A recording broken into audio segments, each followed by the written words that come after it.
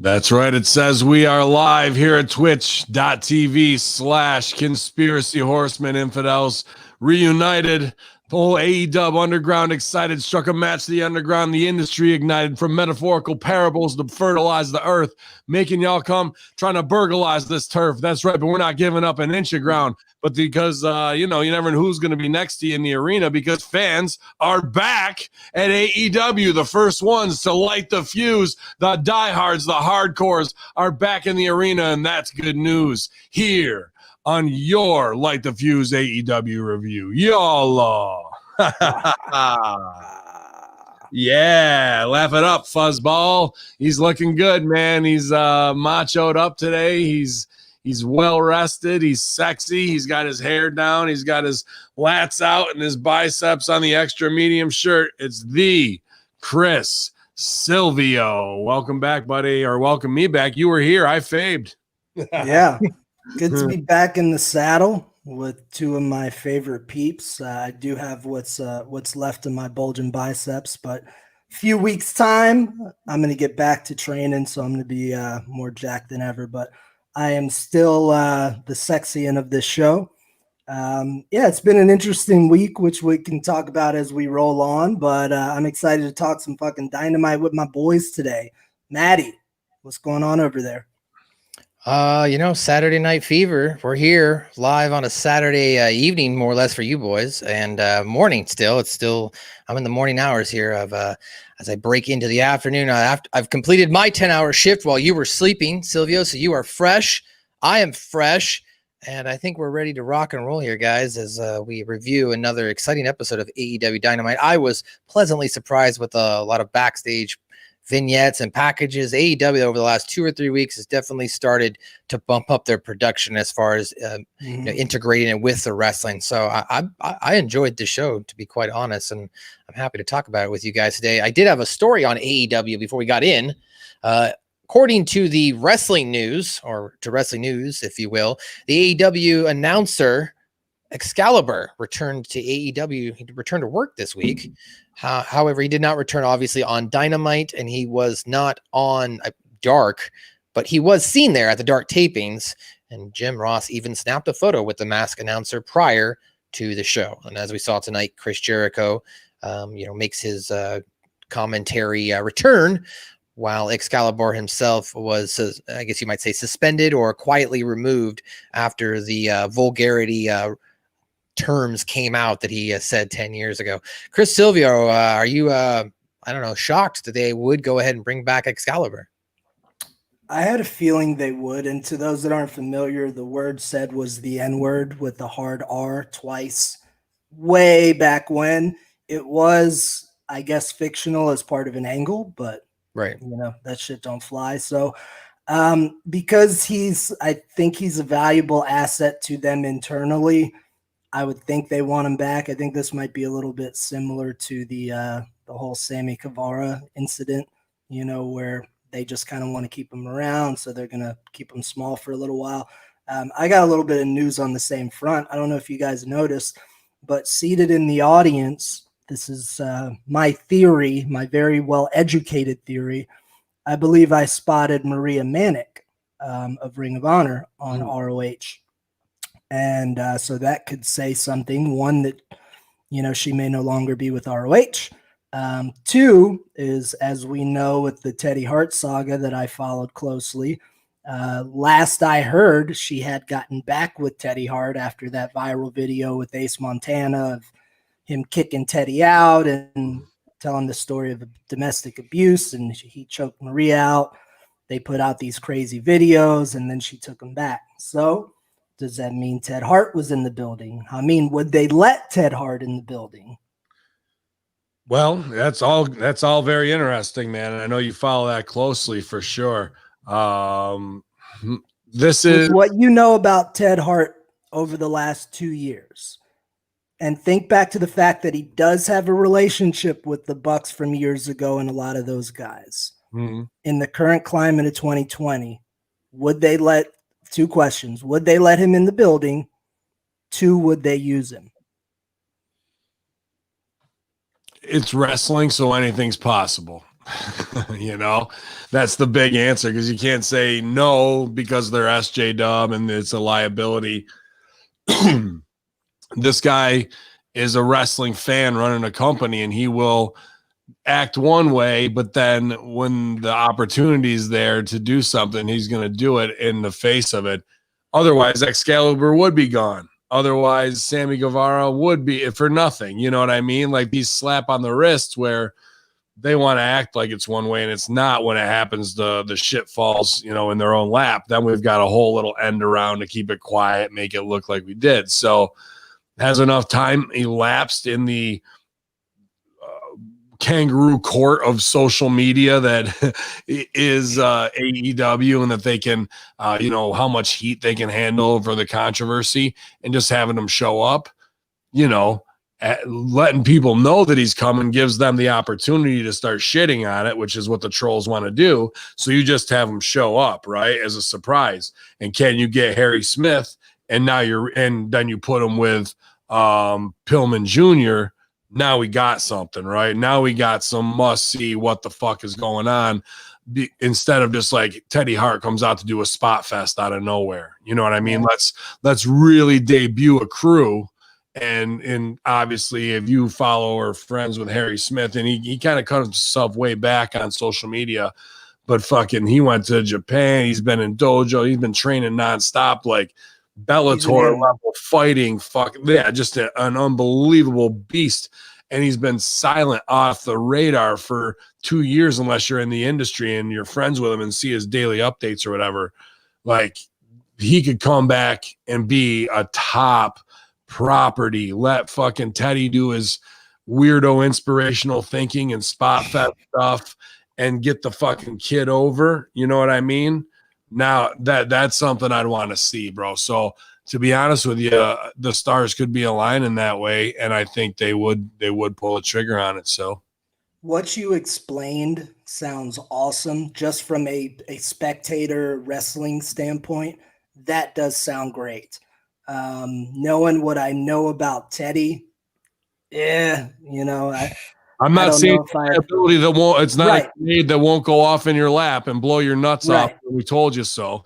But a toe-to-so, you know what I mean? A toe-to-so. I totally toe-to-so. And here's the $1 million question.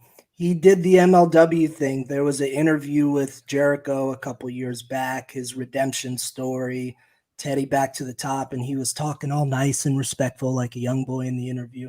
He did the thing with MLW, then life once again went off the rails. How many more shots can Teddy Hart get? You know what I mean? If they did this, how many fucking shots can you give this guy? How many people in the royal family can go to Epstein Island and fuck 17-year-old girls because they get a get out of jail free card because of who they are? That's the heart. People want to see the tragedy, the heart tragedy and legacy continue at the same time. Incredible wrestling combined with incredibly poor choices, life choices, right? Like these fucking supers, this family breeds stars or that burn so brightly that you lose them, whether it's in-house with Pillman or not, like not on in-house with Pillman, Davey Boy, you know, fucking other British Bulldog, Dynamite Kid. Thanks. Fucking, I was CT'd his young nephew, Thomas Billington, is fucking hell on wheels, and he's about 18 years old, FYI. Well, there you go. Now there's a secret weapon, right? There's a secret weapon. You fucking bring that kid in. Like, now we got something. So WWE, you were there at OVW when they brought him in, and it was Natty, you know, Natty before who knows, God knows how many surgeries. I mean, geez. I used to like that soft, but you know, that's my shit, that Marilyn Monroe kind of soft, and that's what she had. And now it's some Real Housewives shit, man. And I'm not down with that type of like Stepford wife look at all. But whatever, she's making her money. You know, I know, man. But that just there's no surgical solution to a mental issue. You know what I mean? Like, there's not, like, maybe there is for a couple things, but like, you know, like the kids who have the lip gimmick and things like that, you know what I mean? But like cleft palates and stuff, but like not just for fucking, am I beautiful? Like, not that shit, dude. But we were there. It was Harry.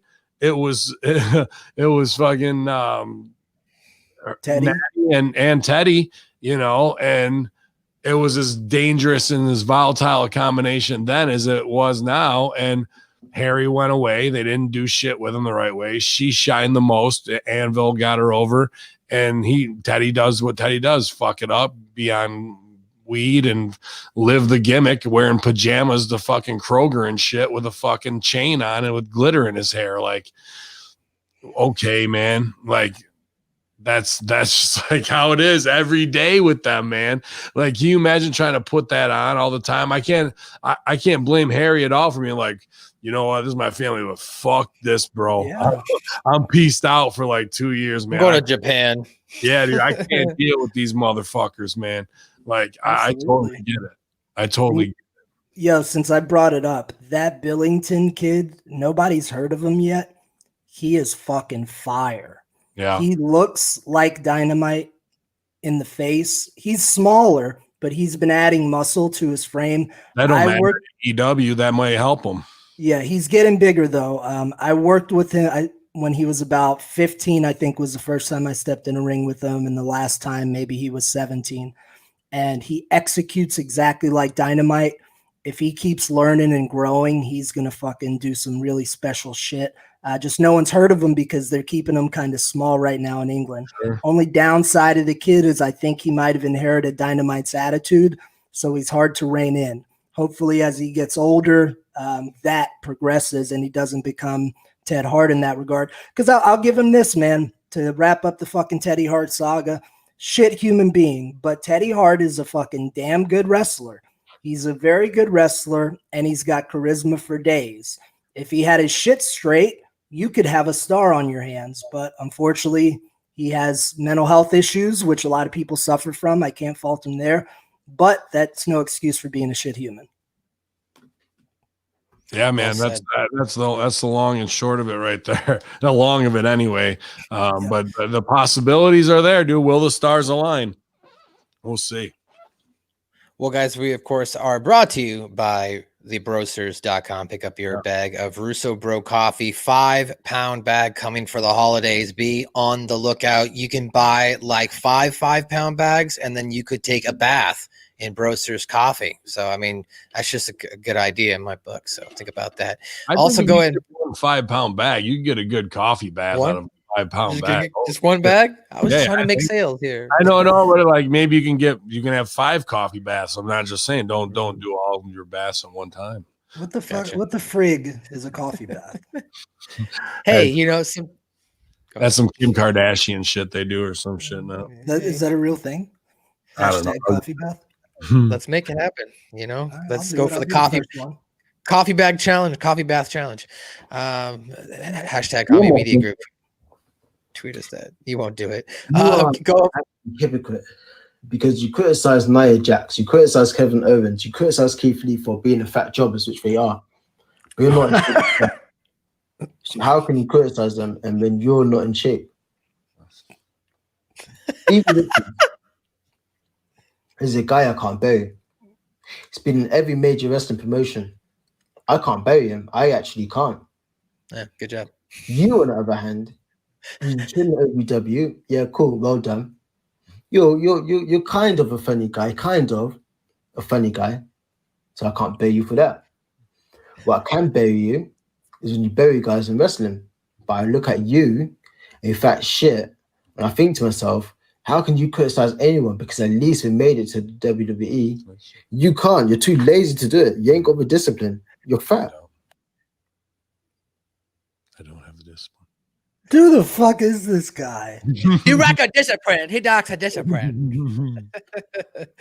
Well, how do we segue into a Zordos olive oil? But I think you need to make yourself a good dish. Program. Oh, Stevie Richards Fitness. So yes, get some Zordos olive oil, get some hit the Stevie Richards Fitness resistance bands bin, and maybe this guy will be a little bit nicer to you. I don't know. Right, man, I'm gonna do my best. Yeah. And of course, we're We're also sponsored all month long by the Tech Meme Ride Home podcast. Get your 15 to 20 minute fix of everything that's going on in the world of technology, artificial intelligence, self-driving cars, rocket trains. Ben Hamin might end up taking over the world. Who knows? Just listen to the Tech Meme Ride Home podcast, and who knows what you're going to run into. Of course, ladies and gentlemen, we are brought to you by ProWrestlingTees.com. Get your shirt there. Ben Hamin's, Stevie Richards. I heard you guys talking the other day about the tweet dive apologizer Pete shirt. Get that shirt, ladies and gentlemen. It's a good shirt. I had to do something else. He was ribbing me about it. I had to put something in there. I don't know what it was. So go to ProWrestlingTees.com. I mean, actually got to upload a new shirt today. The El Plaja did the wrong style shirt with the Hamin cartoon graphics. So hop over there this week if you want to. If not, I got plenty of other ones off of there. First of all, don't tell me what to do. Okay. All Sorry. right. Well, somebody asked if there's one just now in the chat. Somebody asked if there's one mainstream star or one person that could be a mainstream star in AEW. Yes, there are many. Just to list a couple: Sammy Guevara, Britt Baker, Hangman Page, Kenny Omega. All right. Well, mainstream but must-see TV. Turn the channel star. You think Sammy Guevara? He could be. But you think Hangman and Omega are the guys? Absolutely. I think MJF. Sammy ain't the guy. MJF too. Sorry, he's my favorite. MJF. Sammy ain't the guy right now. Sammy's 24. Imagine Sammy at 30 years old. Yeah, but right now it's Brody Lee, it's Brian Cage, and it's MJF and Cody. And I just listed a few, but yeah, you're right. You know. Like those, I mean, and no disrespect to those guys, but I'm telling you right now, Omega is blown at what they did tonight with Hangman is interesting. It's not. Yeah, Jericho is your other biggest one to get people to tune in, man. Like those other guys are not turn the channel stars where you gotta see what they're doing because they're larger than life characters. They're just average Joes, man, to somebody flipping through with curly, sexy hair who do acrobatic shit. That's not going to be like, oh, you got to see this. I want to live vicariously and be him and drunk on a horse. Yeah. I think they could be. And as Maddie and I were discussing last week while you were on hiatus, like something as simple as if they brought the cleaner look back to Kenny Omega. That look pops off screen a little bit more than his presentation now. And we all know Omega can work. So yeah, I definitely think he can be there. And fuck, there ain't one thing that Seth Rollins has, and I respect Seth, great talent, that Adam Page doesn't have other than more experience. So there's no reason why Seth can be considered a top tier guy, but we can't have Page in that ballpark. They're going to have to book him accordingly. I like that. That almost real. I don't consider Seth a top tier guy. That's why he can't get anything. He can't get anything over. Like this thing with Dominic is one of the few things that's even remotely real. Like because of the violence, he can't get over the Messiah stuff. He can't get over the Beast Slayer shit. Was all terrible with the curb stomps, totally phony. The fucking King Slayer stuff is just Triple H trying to pass him the fucking torch. The Architect. Who knows what the fuck that was? Remember Authors of Pain? Neither do I. Fucking got to go CrossFit Jesus before that. And then The Shield, which is nothing more than three guys with a look. And MJF, that was the shooty part of the promo. You're only this type of a dude, of a wrestler, a CZW scrub. Now, do you have value? Are you cool? Yeah, but I'm a wrestler's wrestler who can cut a promo in and out. Not to say that Moxley can't, that this isn't all a work. But that's the truth of what their career is and what Rollins is. He was Tyler Black, jumping off of fat guys in ROH, diving, not knowing any real psychology. That's why we get Superplex, Falcon's Arrow, kick out for fucking 3 years. And that's just been broken now in the last year. That's only because Game said he's going to be the fucking mini-me. And Adam Cole is the fucking mini-me of HBK. And that's the only reason they're over, because those upper brass jacked off for him. Because when he comes out and fucking goes, I'm the Architect, Beast Slayer, nobody's going, wow, he's fucking seems legit, bro. He could kick my fucking ass. and he's not a chicken shit heel when he's got dudes backing him up. He just tries to stay strong, and it's not believable. So, I get what you're saying, but in my mind, after watching all this shit, Rollins isn't nearly the performer that fucking they bill him to be as a top guy in a not draw. And in the time when he's on top, ratings all the way down to back it up, dude. I've got a pretty good Rollins. I'm Seth Rollins. Burn it down. Yeah, burn it. Yeah. And I think Seth's a hell of a wrestler. We disagree on this subject. I like that work. I don't like every one of his matches. I certainly don't like every one of his angles. I don't like a lot of angles, but I do think Seth's a hell of a talent, as is Hangman Page. Yeah, if he would have had the fundamentals to step up and do it the right way, but he got fast tracked through the politics because they wanted it that way. It's not that he can't carry the fucking load, but you can't back it up and deliver it like the way it should be delivered. You know what I mean? That's just the difference. And Page is awesome too, but not at like who's that big fucker that we got to tune in to see, be decimating guys. Like, I don't know. It's going to take more story with him. You almost need to do a romance. He's so like, he looks like he's right off the fucking front of one of the women's romance novels, right? With the bow hump shit. Play into it.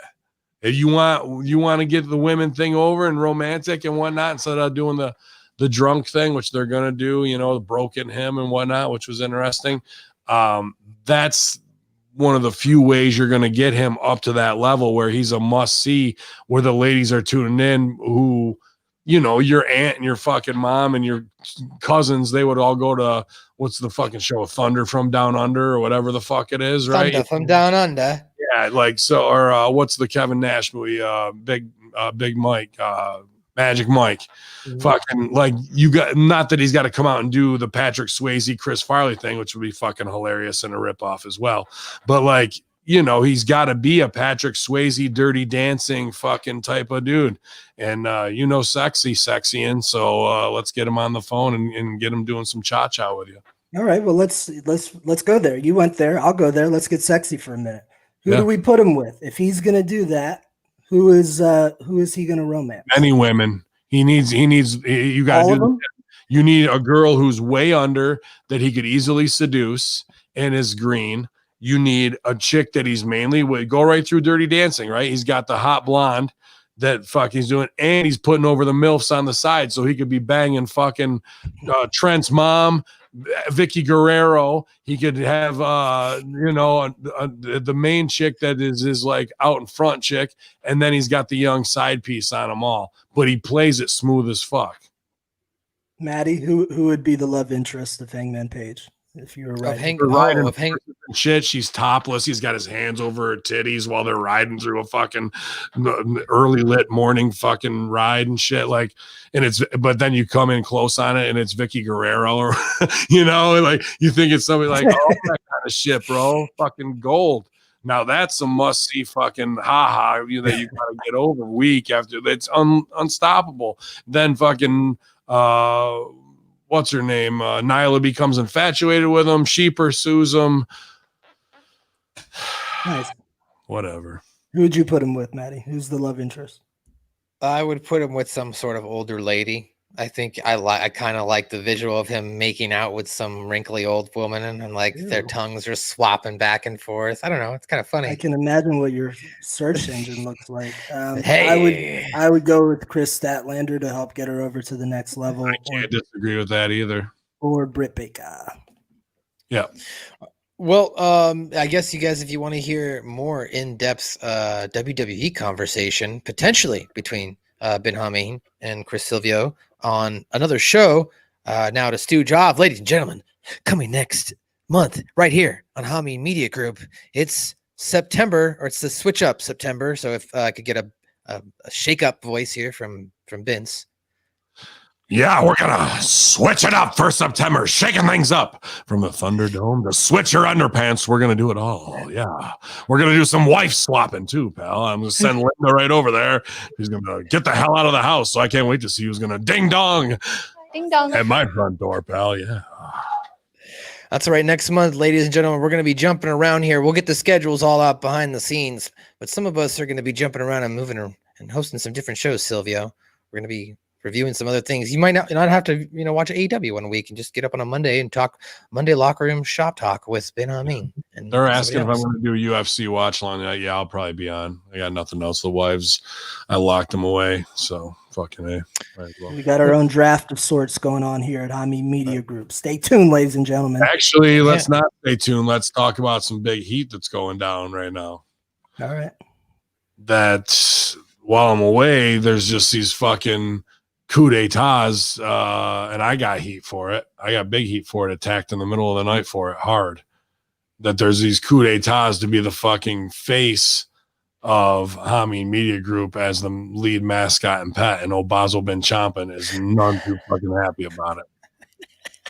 None too happy. Sometimes old school must be replaced by new school. So Monroe, the Chihuahua luchadora, is about 3 years Bosley's junior. Mm-hmm. Prime of her life. She's ready to go. So we'll see how the bark is. Boz doesn't have any teeth left, so his bite isn't that bad. But when you're in the middle of the night and you roll over and he fucking goes at you and you're like your hands right by your nuts, like you wake up pretty quick, teeth or no teeth, you fucking bark and you're sleeping. So you never know what can get you in the middle of the night. You fucking remember that. Bosley got that baby face fire. I'm with it.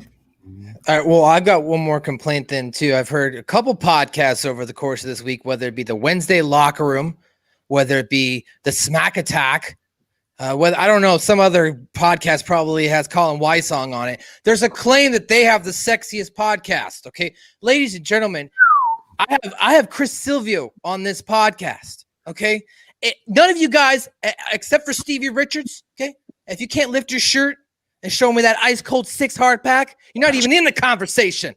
So dude, get out. Patreon, Stevie took his shirt off, did Master Shoot Theater for 15 minutes shirtless. So it's the competition is on, and I can't work with my shirt off. That's the real competition. It's the Friday Locker Room and Light the Fuse for the sexiest podcast. All you other podcasts out there, go work out. They ain't got shit on us. Look, man, Oh, sexy is just like cool. You had Jenna on last week. It was like a double dose of sexiness. It was ridiculous. Imagine Stevie and I on the same screen. Oh my God. StreamYard's not. I don't have the big enough account for that. He doesn't have the bandwidth for that. I've been compared many times to Stevie look-wise. Well, here's the thing. Here's what switch ups. God damn it. Here's what switch ups and Dubner's all about. I love it. That means, listen up, pal. That Chris Silvio's coming to the Friday Locker Room to replace Hacker Hamin. It's going to be a super sexy Friday this September. Yeah, you don't know when. You got to tune into them all, but it's going to be Chris Silvio and Stevie Richards and the goddamn shit. Yeah. World's blown up. Yeah, well, I made a play to get on a Friday Locker Room too, so that'll be fun. Yeah, you never know who is gonna show up. He's been doing goddamn push-ups. They've been looking at him. He's got delts. He's got goddamn triceps. MSG might be going to the goddamn Friday Locker Room. Ben, have you thought about doing cameos like that of just Vince for people or ringtones, we're charging like that? That's hilarious. There's a lot of stuff coming, man. There's a lot. I only have so many hours in the day, but now that the wives are away, I got to walk the dogs of war. Coming out to play, yeah. We're gonna do a lot of fun stuff. Man. All right, guys. Well, let's get some numbers going. Get some numbers going. Let's get some numbers going. AEW, Dynamite, and WWE NXT last week were down as Dynamite garnered 755,000 viewers for its Saturday broadcasts compared to 853,000 for WWE NXT at the normal slot. So I think there's a good conversation to be had there that on the night where NXT didn't go head to head with WWE, they did not get the overflow of fans. So there is definitely a clear definition, I think, between Dynamite and NXT fans, because otherwise, I mean, if you were just watching all wrestling, then shouldn't NXT have had like 1.3, 1.4? Shouldn't they have at least broken 1 million viewers if there was going to be some crossover there? I don't see it. Silvio, am I looking into that too much? No, I expected a big uptick with no competition. So, okay. I mean, and then for Ben, I was a little bit surprised and happy that on the Saturday numbers were 755 because I was really worried just because about Brody Lee. They moved the show. He wins the title there. Is there going to be enough people tuning in with UFC and NXT on at the same time? Thankfully, the fall off was only about 100,000. The damage really is the Wednesday running unopposed, and that NXT didn't do shit. And the double whammy on that is Killer Cross wins it and is hurt and has to give it up, man. Like just another Finn Balor like deja vu incident here, right? Like Sucks. Yeah, big time sucks. I reached out and said, hey man, if you need a sounding board, Ultra Kayfabe outside here to listen. But I almost didn't like I don't want to shit on Cross when he's in a low point by any means, but like he's such a good character. When we get those, you didn't like that he broke that, yeah. When we get those human moments, he can give it up because he's being forced to because of injury, but you can still be pissed off and fucking crazy about it. I don't want to see his human side just like Aleister Black. Please stop doing that, everyone. Wouldn't it have just been better, you think, maybe if he had just come out, was quiet 4 or 5 minutes, literally? Everyone knows at this point he's injured, maybe doesn't say anything, drops the title, and then just walks out. I mean, does that seem like it would fall more in line with his character? That'd be better off with me, dude, to be honest with you, of like they're fucking making him do it and like go out there and, he just fucking throws it down and fucking and looks at it and fucking leaves. Doesn't have to have a big shoulder cell or nothing. Or we have Scarlett say, we don't care if he has a broken shoulder, broken leg. He's going to come out here and beat everyone's ass every single week. But Uncle Paul and the brass at NXT say that he's not medically cleared to go. So they're making us. Right, let her talk. Put the heat on her. Absolutely that. So absolutely. That he would have defended, but he ain't no bitch. But they're not allowing him to. We never need to see him. Right. She could have came out with it and just did it herself. Who doesn't want Scarlett on their TV screens? Oh, can't argue that, man. And to be honest with you, her being with him is holding her back. It's not holding him back. Like he is what he is, but she could be a mega player. Like, especially if you want to go back to that Playboy era where, what's her nuts took over Brock's Sable. Like, dude, now is the prime time for that. You know what I mean? Like, get that sexy back out there, because what Impact was doing with Katie Forbes was awesome. Like, it's pretty much an Atlanta strip show when she comes out, bro. You know what I mean? So, like, to keep her just as like the muse is blowing her sexuality. As Scarlett Bordeaux, she was don't look away hot when she was at Impact, bro. I don't want to dive too deep into this, but I do have some comments on that. Like, I watched that takeover, which I thought was very solid, and watched the title match. What I don't like about Scarlett is she is so underutilized. Like, think of Sensational Sherry. Like, Scarlett knows how to work too, right? Think of Sensational Sherry. Whenever she was out there with Macho DiBiase, whoever, she had a lot of presence to him, but she always had stuff. They fed to the floor. Sherry would get her shit in. Sometimes Sherry would take the heel off and hit her guy instead. Unfortunately, all we have Scarlett doing is just standing at ringside. She's not interfering. They need to give her more light. We need to hear and see a lot more of Scarlett. Would it kill them too much and become too corny because they'd be burying refs? But what if she defended the title and Cross was just at ringside and something would happen right out of the gate where it would be a misdirection and Cross lays the fucking dude out? Or like they're handpicked, indie guys that are known, like, okay, Scarlett might have a little chance against them, like, any one of your students or even over at Seidel's, and then boom, he just takes one back elbow through the fucking rope, kills him. Scarlett stacks them 1, 2, 3, and they're out of there with the title. Nothing for the next week. Character the week after, she's going to defend it again because she did so good. Now we're 4 weeks down the road before he's got to do anything, and all he's got to do is one little fucking something dirty where he's Scary Sherry on the outside. It's got a shelf life, but it could be entertaining. I just worry about it being too corny, Yeah. That's all. So yes, AEW, of course, as you mentioned, had 755,000, which is, I guess, just goes to show you they definitely have that diehard that showed up to watch AEW. And considering that AEW also technically did go head to head with WWE's pay-per-view, that is a good number to garner on Saturday night. Their key competition for Thursday night this week was the GOP National Convention, the MLB regular season, and the NBA playoffs. Their YouTube viewership last week was 3,631,000, with the most viewed being Cody versus Brody Lee, and the least view being the Britt Baker segment where she gave Penelope Cruz and Reba free healthcare and free makeup. The median overall viewership, as far as all the videos total, 212,000. And then tonight's matchup starts with the tag team match. But before we get to that, I'm sorry, tag team gauntlet. Before we get to that, Mr. Silvio, we do have an email here, and it's going to be from Cousin Mark. He did our homework for us. He's got some answers from last week's questions. So here's what he had to say. Hello, gentlemen. Homework. The YouTube clip that was titled "I'm Still Waiting" / "Bring It On" was from that was the lowest viewed, was between Heather Monroe and Sheeta. And I guess that was when Sheeta says, "I'm still waiting." I don't know. That's what she was waiting for. Maybe she was talking about Thunder Rosa, but that was the lowest one. He goes on to say that Monroe is best known for working in Shimmer.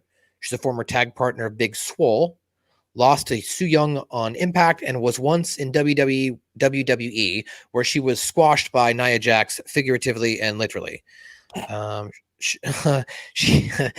Mark says, I looked into the issues with Tully and Morgan, but could only find that they may have had issues when they fought each other for the tag belts back in the day. Perhaps they didn't want to lose to each other. Then as far as tonight's AEW feedback, he says that the Darby vignette was great. He liked the styling they did for it. He thought it was interesting to see that Sean Maluita, who was just released from NXT, showed up on AEW, as he is the cousin of The Rock, the Roman Reigns, and the Usos.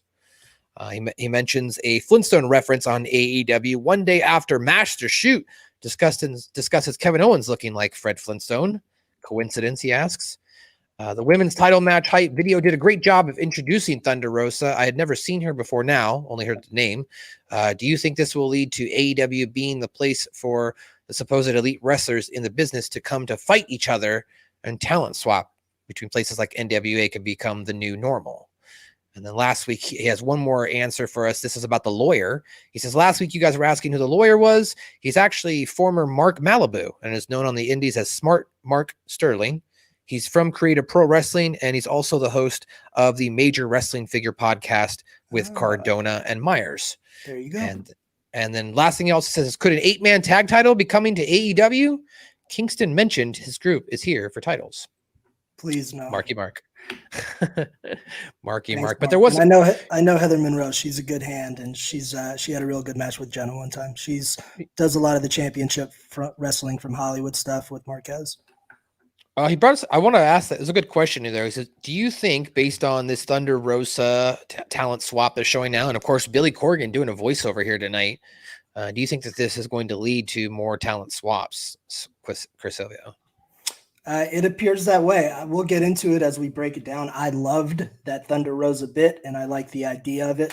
I hope it leads to a series. She comes there. Sheeta goes to NWA. I would love that. I would love to see more cooperation because you got a mountain to climb, and WWE is a huge army. They tried to do that back in the late 80s when Gagne and everybody tried to get together to do that USA Pro Wrestling show, but they couldn't get along after like a season, and it fell to shit, and everyone went out of business. Everybody. I hope that doesn't happen now, but I think it's a great idea to join forces and go after a juggernaut. Sexy. Yeah, elite spot picker.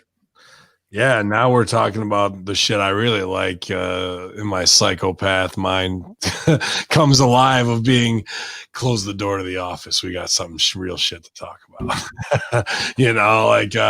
I go to Machiavelli and I go to Sun Tzu, The Art of War a lot. And things like this, especially if you have an enemy that's stronger with a greater position than you do and funding, and you only have the enemy of my enemy as my friend.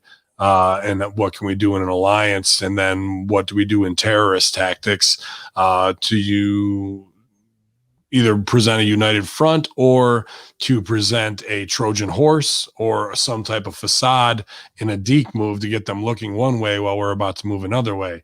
All of those are huge strategies that I love to like war game out that never come to fruition until we get these types of things happening. We're also seeing it with EC3 working ROH and Impact right now. So what if this tag team can become a 4-way and they all start doing something together, and EC3 shows up AEW, and like now we've got a reason to watch all the shows for people who really like continuity, because you never know what little detail might trickle over from one to the other.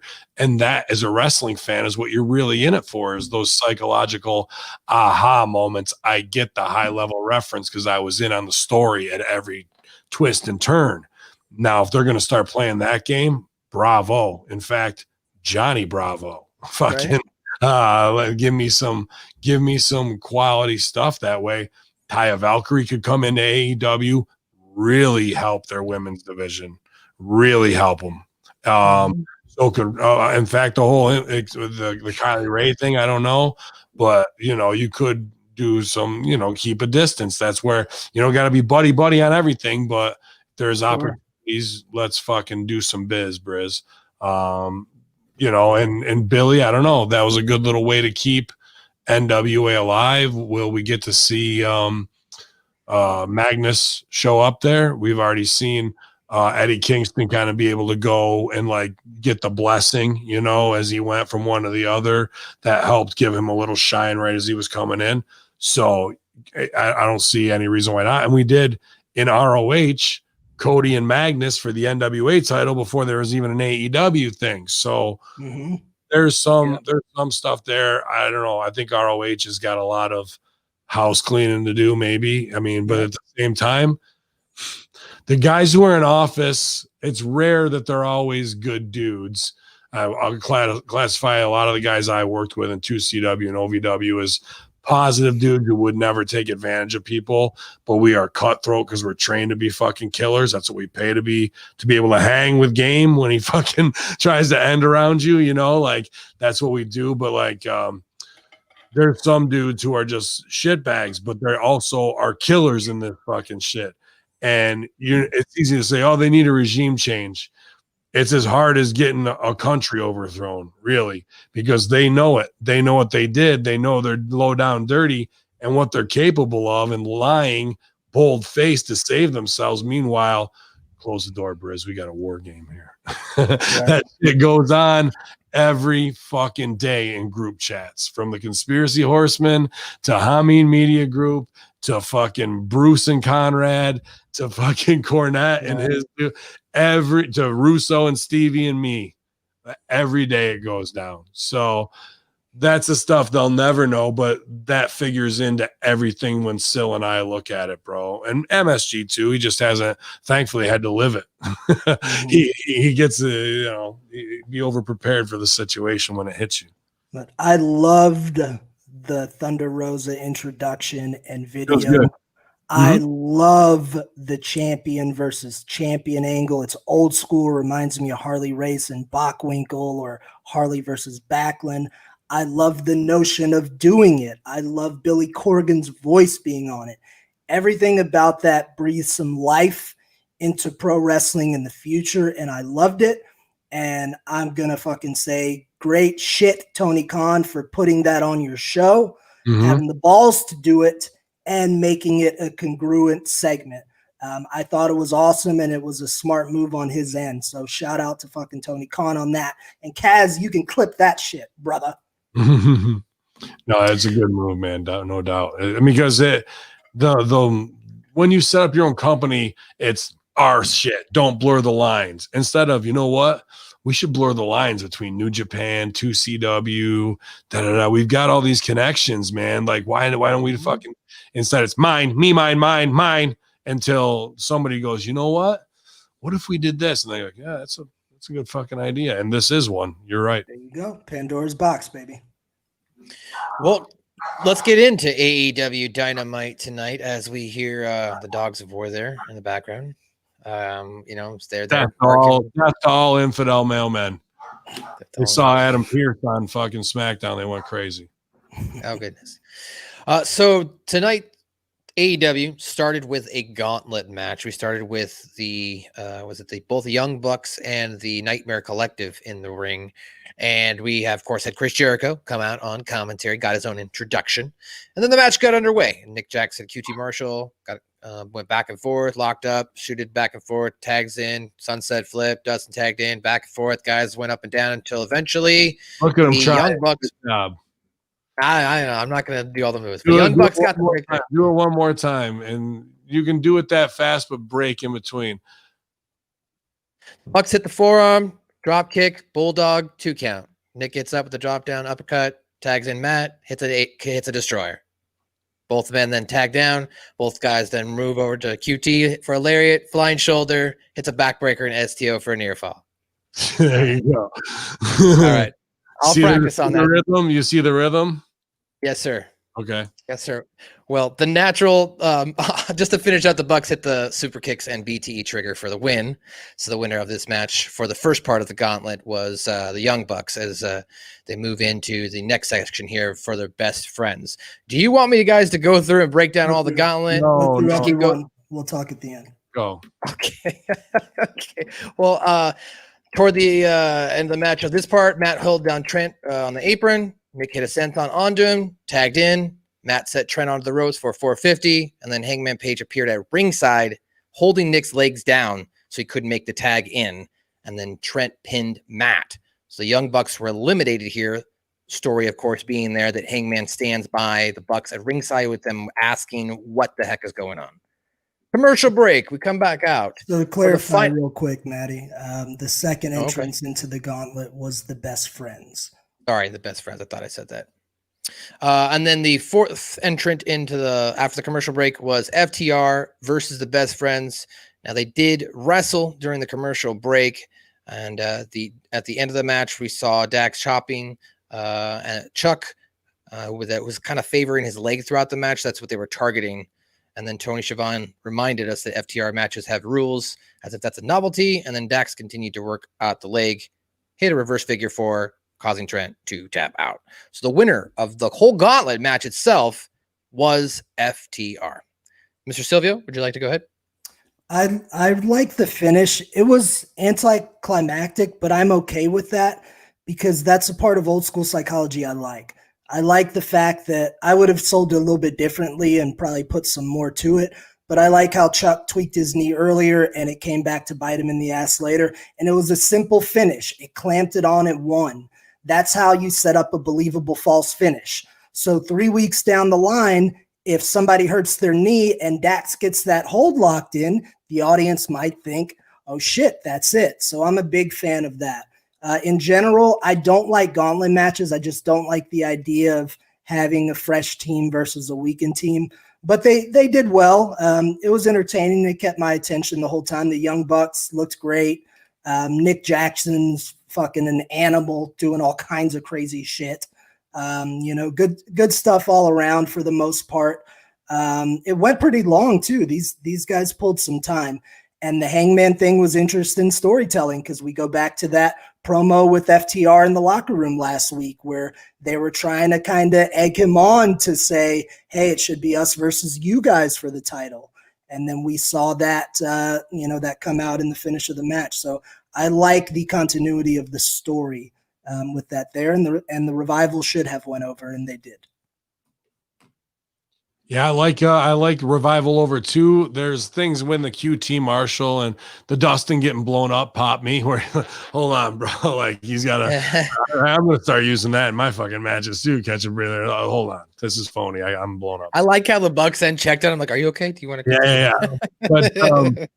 But there's things that I don't like in their wrestling where they're trying to do catch wrestling, and it's just a bad version of it, like the standing switches. Dude, if a guy gets you in a waist lock, you can't just turn around and run around behind him. He's not just going to let you go. You got to fight for hand control. There's a rhythm to this shit. Bing, boom, fight for hand control. Pull out, turn, switch, grab. They're just fucking whoop, whoop, whoop, whoop. It doesn't look real to me like that you would do that. There's nobody that if I grab either you guys around the waist as a shoot that you can just fucking turn and break my hands like that.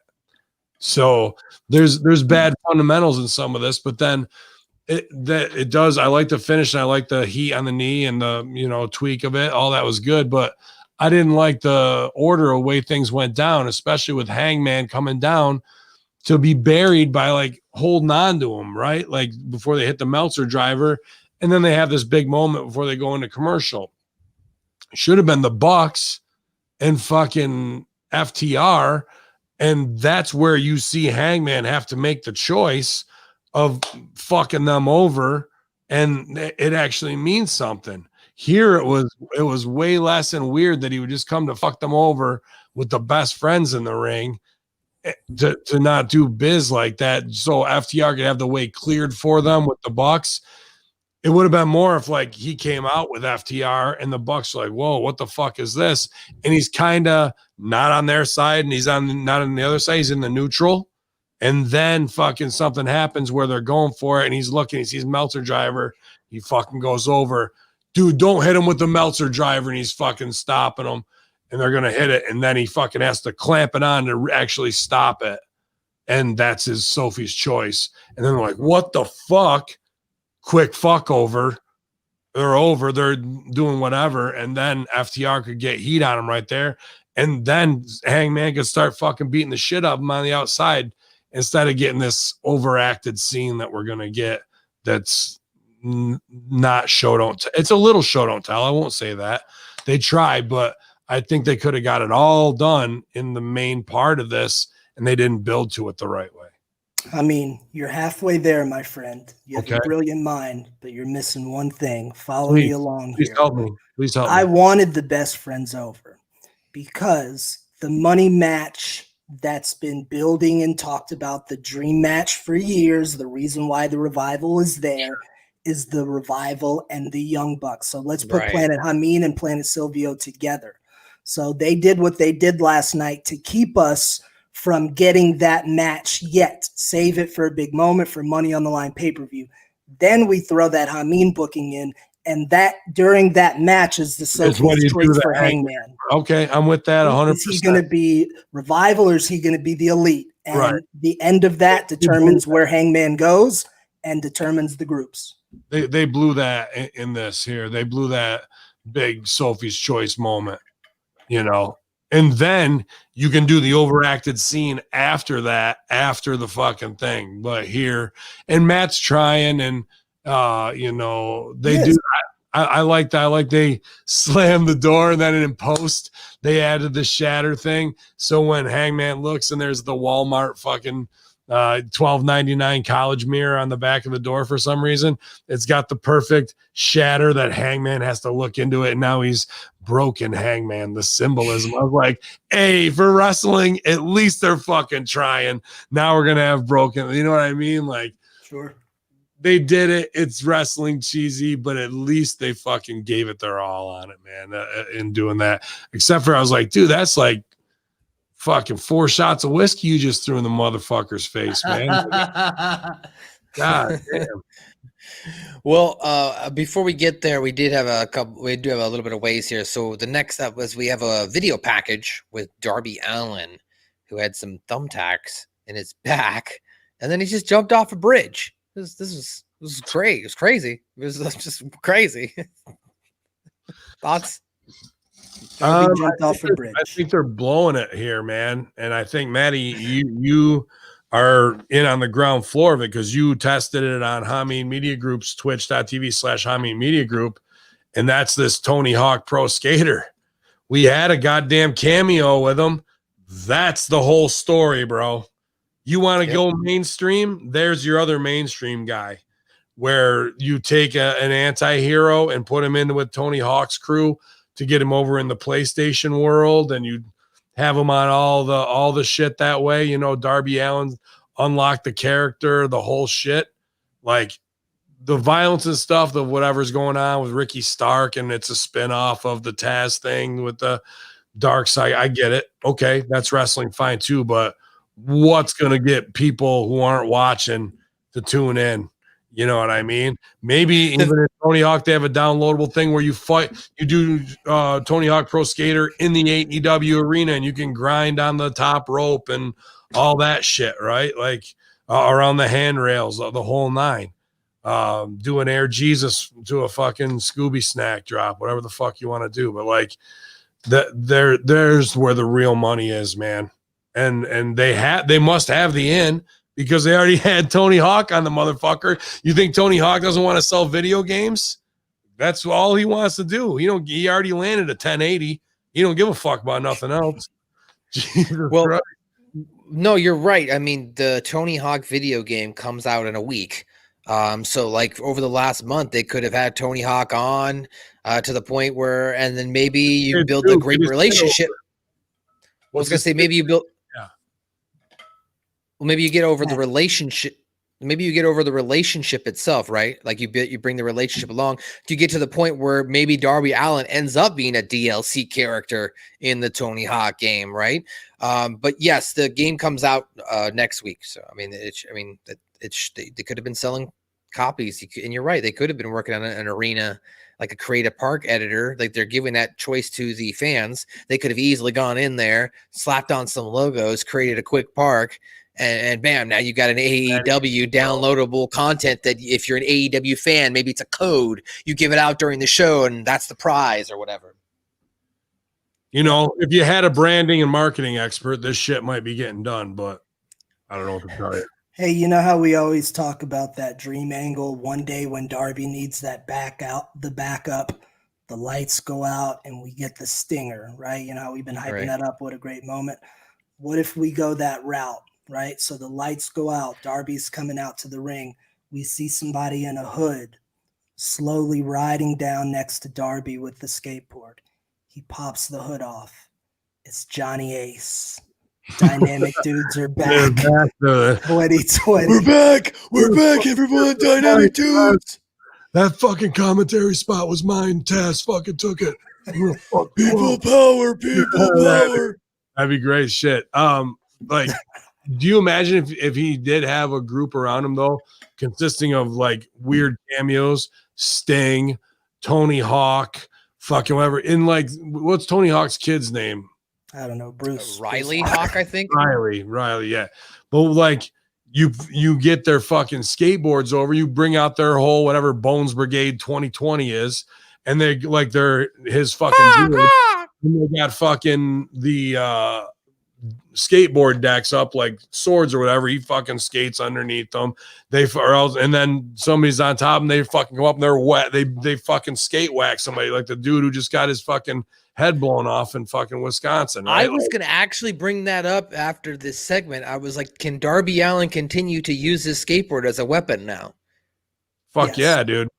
Okay, I just wanted to make sure. I just wouldn't book him in anybody with a gun fucking angle. That'd be my number one. Never use guns or knives in pro wrestling. So Billy Jack Haynes is not getting booked anytime soon. You gotta pay off knives and guns, man. Like that's it. That's just the way it is. So the skateboard thing works, but the money, the millions of dollars and the 200,000 viewers you need are right there in that PlayStation realm. You just gotta fucking endear yourself to them, man.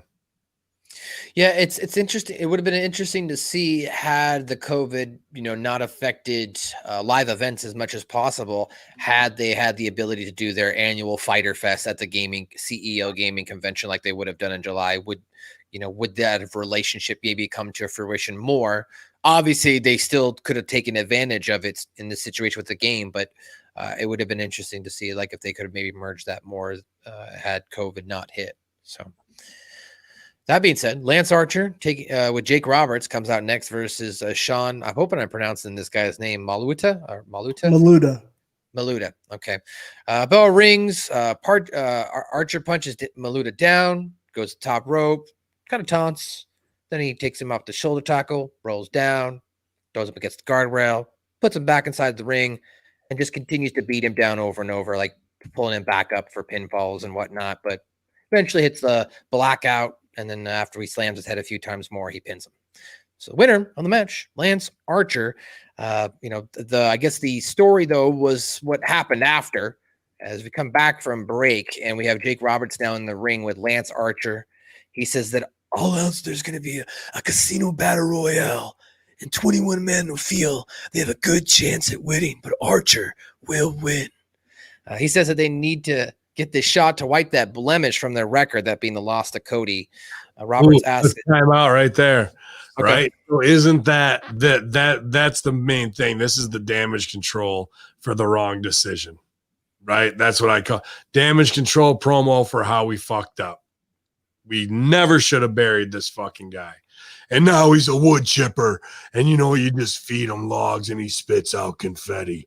You know why? Because everybody dies. Okay, yeah, fucking wrestling 101. Here comes Taz with fucking super jacked Cage and fucking Ricky Starks with a super child-sized shirt on. And then fucking there's problems here because if Murder Hawk and fucking Jake Roberts are in the ring, Taz and Cage don't get to get in the ring because the second they do, they're more fucking tough than Murder Hawk and fucking him are to like back them off. That was a problem. And then even like Jake trying to hold him back, and then he stops and Murder Hawk just stands there until Darby rolls in to take him out. And then the focus gets put on Darby and Starks, and nothing really pays off with Murder Hawk and Cage. Like the two big bulls you want to see go at it, and their managers are too old or out of shape dudes who aren't going to be able to stop them by themselves. You kidding me? So the Aaron opportunity never should have happened here. They should have been outside the ring. They stay in. Darby's the catalyst to fuck that up. Starks goes and fucks off with him. They're fucked over. And that way Murder Hawk can jump fucking Cage from behind because he's more the heel than Cage is and get heat. And we can go off that way. Taz also fucking came up on Jake or something. They pushed just a little bit. It was like a little tap. Jake should have pushed Taz. Well, I don't want him in the ring, but Jake should have pushed Taz into fucking Cage, and that's what set the heat off there. We never really lit the fuse while we had it there to have those guys in the ring. You know what I mean? So and I'm surprised, man. It's Jake Roberts and motherfucking Taz, bro. Like, there's no bigger ring general. Like, to be honest with you, I think both of them got a better ring mind than Tully and Arn. I'll fucking say it right there. Like, to me, because Tully and Arn never carried main events like fucking those two guys did by themselves. Never. So, like, there's a whole different perspective in that, dude. So, and they never worked super giants like fucking programs with them like Jake did.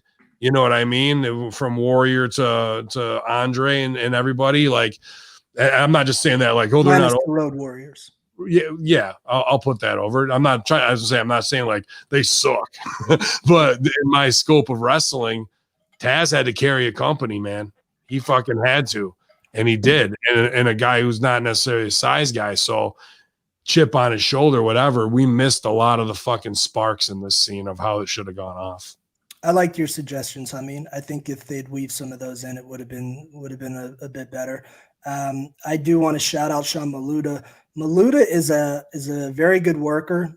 He's another Florida guy. I believe he was trained by the Samoans, and he's a good dude too. I've done a couple shows he's been on, and he's a good brother. That was a good win. He's a credible looking dude. He looks like a wrestler, man, for sure. Unfortunately for him, he drew the short straw this week and had to go into the wood chipper. I would have liked, just for personal reasons, I would have liked to have seen him draw another matchup, but he did business. But I tell you what, I'm interested to see this Darby and Ricky Starks thing go. I really love the promo that Starks did before in the Darby dress and stuff. And I think those two together are a perfect matchup, and they have potential to do some really, really good shit. It's the 80s dick in high school popular dude versus the fucking emo kid. It's perfect, anti-heroes. And their sizes and styles, it's a perfect mesh. Mm-hmm. Only thing I found a little off-putting here in this scene is as Jake Roberts was talking, when Taz, Brian Cage, and Ricky Starks come out, they came out to some random music.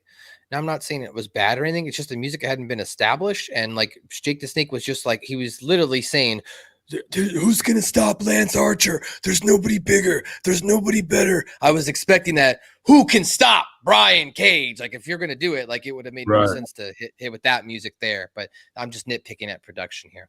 But other than that, I did like this interaction as far as with Jake's promo. But and then when Taz came out, as you guys mentioned, there was a little bit of some kerfuffle back and forth, and it did look like there was some timing miscues as far as waiting for Darby to come out, which sets some awkward precedences. You can't come in the ring and give that. As soon as they gave that up, that's the power, bro. Though that fake line of wrestling right there. Like, as soon as it happened, I was like, fuck, we just effed up this scene. And I've done it before myself. I've done it before, man. You just feel like you have to, but the distance is what made that the real situation from those two big bulls being in there. So after that, before the commercial break, we see MJF. He's shown with his neck brace and walker as he's it looks like one of his handlers is about to laugh, and then he's I guess he's maybe grinning, but he stops. MJF stops his walker, looks right over and he goes, "Are you laughing? Is there anything you find funny here?" And he says no, and then they continue on. Now we come back from commercial break, and now MJF comes out with his handlers and his walker to, of course, to sign the contract for his match against Moxley at All Out. The champion, Mox, comes out next. MJF handler, that being Mark Malibu, says the contract also states that Moxley's paradigm shift will be at All Out will be banned. MJF signs the contract, slides it over. MJF says everybody knows how contract signings normally end in violence. But as much as he'd love to slap John for attacking him from behind, he won't because he's not an animal. He asks Moxley to practice social distancing, kind of like your hairline, which this pops Mox. He picks up the mic and says, "Don't worry, bud, you'll get there. You're eventually going to hit puberty." MJF, of course, then speaks. He says MJF speaks real good for someone from Middle America. I'm sorry, MJF says he speaks really good for Middle America. Would that be Mox? MJF says everybody wants to see this match, but he doesn't get the hype. He's a one-trick pony with a crazy shtick. But he was wrong. Moxley is really good, a badass. MJF says nobody in their right mind would want to be in the dark alley with John Moxley, but on September 5th, they won't be in an alley. And he puts this over the fact that I guess Mike Tyson, while backstage during his appearance, pointed at John Moxley on the monitor and said, I wouldn't want to be in an alley with that guy. That's where Moxley is in danger. He's a pro wrestler, that being MJF saying, I'm a pro wrestler who's going to systematically take Moxley apart using the ring like a surgeon uses a scalpel. And John will panic because he's not a wrestler. He's a goon who likes to brawl. They continued on by MJF saying Moxley idolized people like Sandman and New Jack, and all he knows is fighting outside the ring, while he grew up watching the likes of Ernie Ladd, Buddy Rogers, and Tully Blanchard. And his ring IQ. I'm sorry? Of all the people you could pick, Ernie Ladd is like the most opposite of who the fuck. It was weird. It was weird for the figure. Yeah.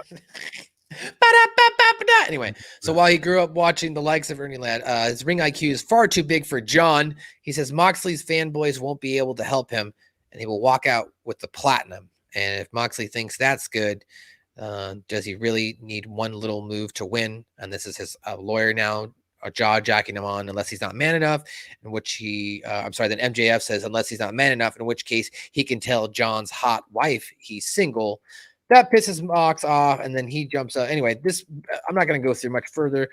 Essentially here, the lawyer then starts to get in with it, and then Mox eventually does sign it, and then goes, oh, by the way, did you take a look at page 17? They look at page 17, and Mox apparently slipped in an amendment saying that next week the lawyer is going to fight Mox as a kind of a primer, and that the lawyer doesn't show up to fight Mox, and MJF forfeits his opportunity for the championship. And that's how that segment ended. Silvio, your thoughts? I loved it. I loved the whole MJF 2020 thing. He's knocking it out of the park. Just from the Goldberg walk down the hall to set everything up. Moxley had some hot barbs. He had some good zingers in there. He called the lawyer Dickwad. He called Wardlow Flex Mag. So he had some good little zingers in. It was a great contrast. I like how MJF put that out there, that he's this hardcore, doesn't really know how to wrestle guy, and MJF is the wrestling prodigy, the next Tully, the next Ric Flair. So it's setting up for an interesting match. I like the segment, and we got the little swerve at the end where we found out that the special clause in the contract was that the attorney now is going to have to fight Jon Moxley. And if he doesn't show up, MJF doesn't get the title shot. So it should be fun watching Moxley whip the lawyer's ass. Yeah, I this scene took a while just to get the banning of the double underhook DDT over, but he took it on the long ride, and they delivered here. Moxley could have even said less because of how much MJF said. I mean, it would have been even more powerful, like to strip his stuff down and make him even more cooler. He didn't overdo it. The dickwad stuff and then the punch ups were good. And then the swerve at the end that there was an added page that he's got to fight Mark the lawyer next week. It was good little fun, like whoop wop at the end.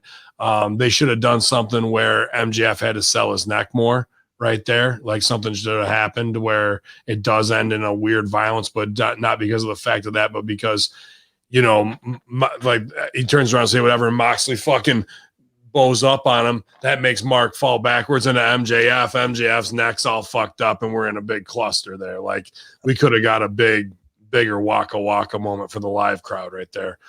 I mean, what do you think of this, man? I love the fact that they're doing this old school angle. You know, my in-ring style, I'm new school, but my brain is old school. I love the banning of the move, just like the pile driver. I love that. That's me. Rip 101. I knew you would too. I love it too, man. It's perfect because now the move means something, means everything. You can use in the next one, and or you know, he beats him with something else and he beats him clean or makes him tap out, and then the match is over. Do another little dip and swerve right there, and then he hooks him and he gets him with the after the match, post match. So he fucks his neck up again and he's cranked up off of it. So listen, go ahead. I just think like there's things like where he's like Ernie Ladd and plays. I would like to have him rephrase things because he's so good. To come out with like, I'm the illegitimate love child of Bret the Hitman Hart, Nick Bockwinkel, and like, you know what I mean? Like name like 3 or 4 wrestlers, but he's the illegitimate love child of all of them together of who he really is. Because I think he is Bret Hart. I think he is Nick Bockwinkel. Who else is he? Tully Flair.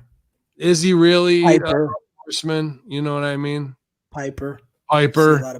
Yeah, like, and you know, just those 3, and there's different ways we can take what he's doing and raise up the reference level in the comedy and tighten it up even a little bit more. But he took him on a good ride here, and I like that they say he's like, you know, look, the table didn't even break as a fuck you to WWE, where everything is just like, you know it.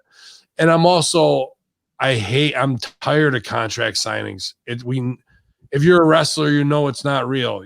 Here's how it goes down.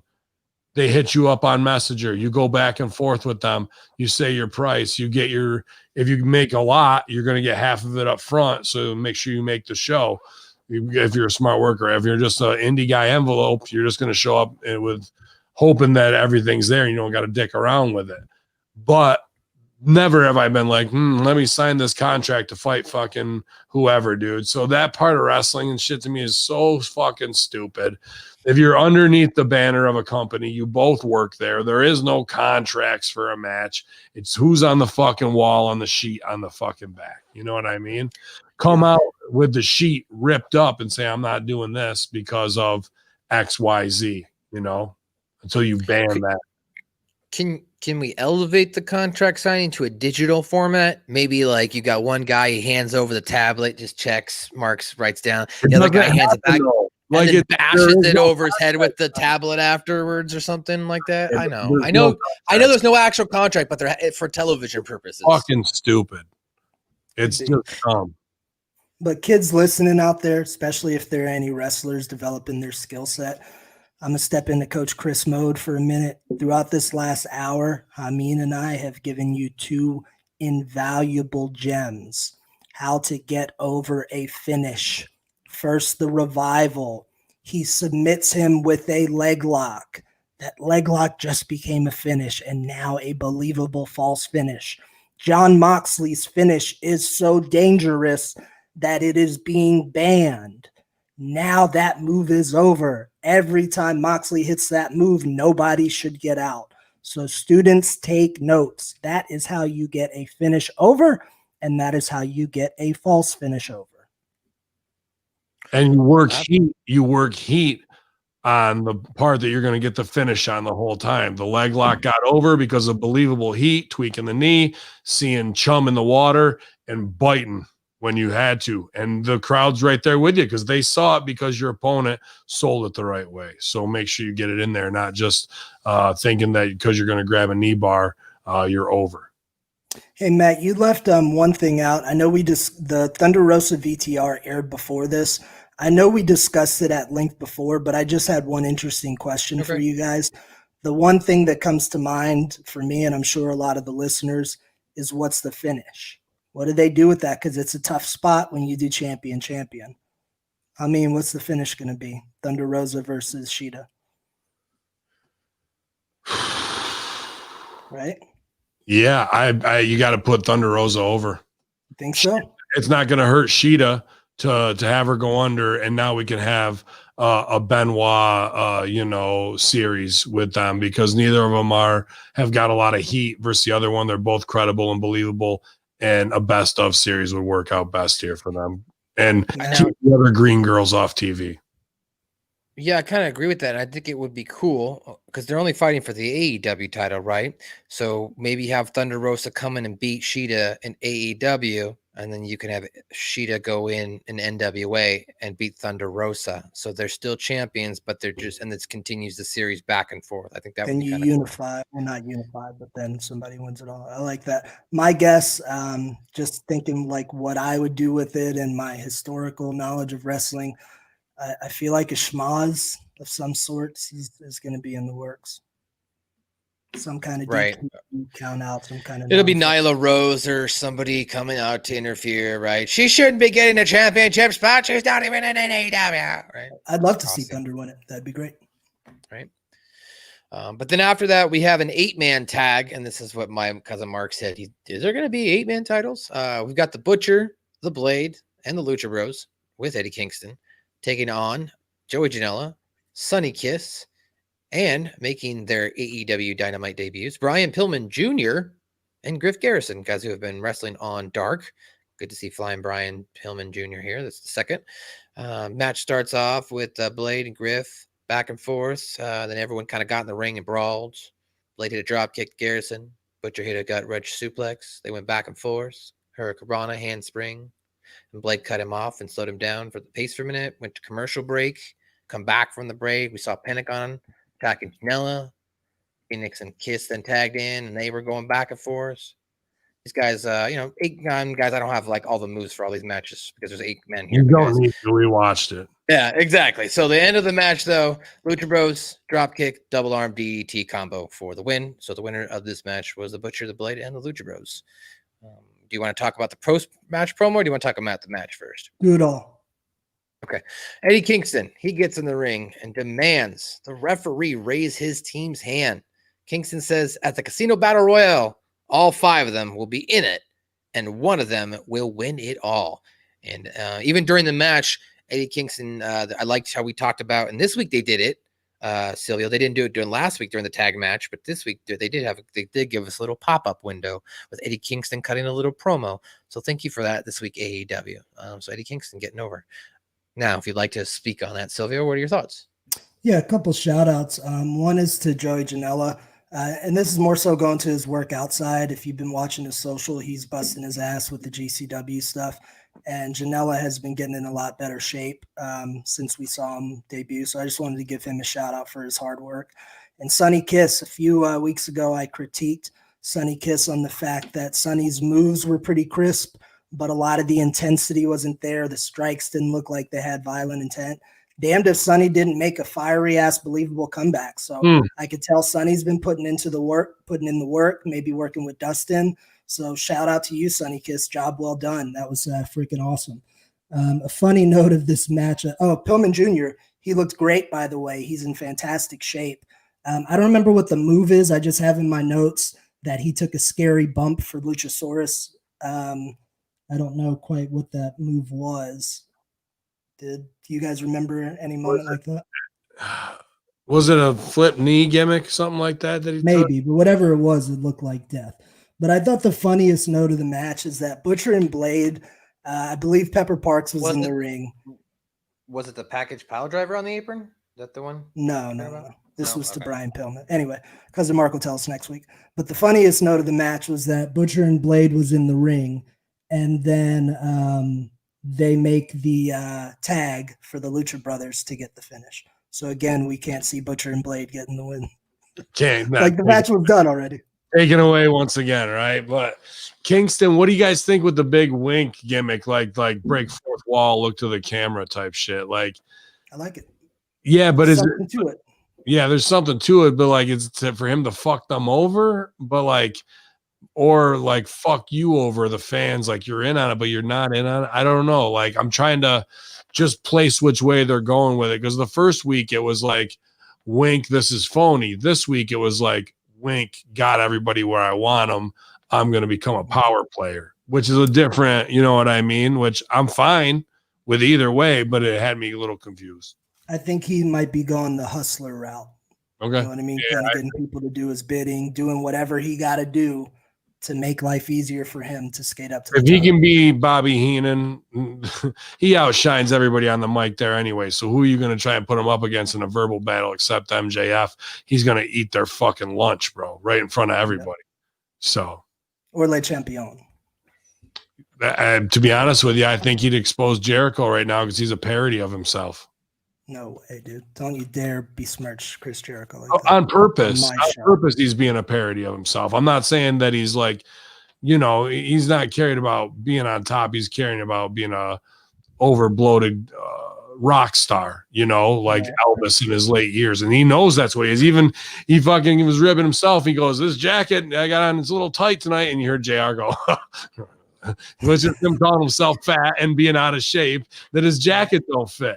You know what I mean? Like, those are small things. He plays at a high level. I'm just saying in the stakes of the characters, Jericho isn't at the stakes of where those guys are right now. Yeah. Well, after that, we've got a Dark Order celebration. Evil Uno, he comes out with some of his Dark Order goons who are carrying the coffin.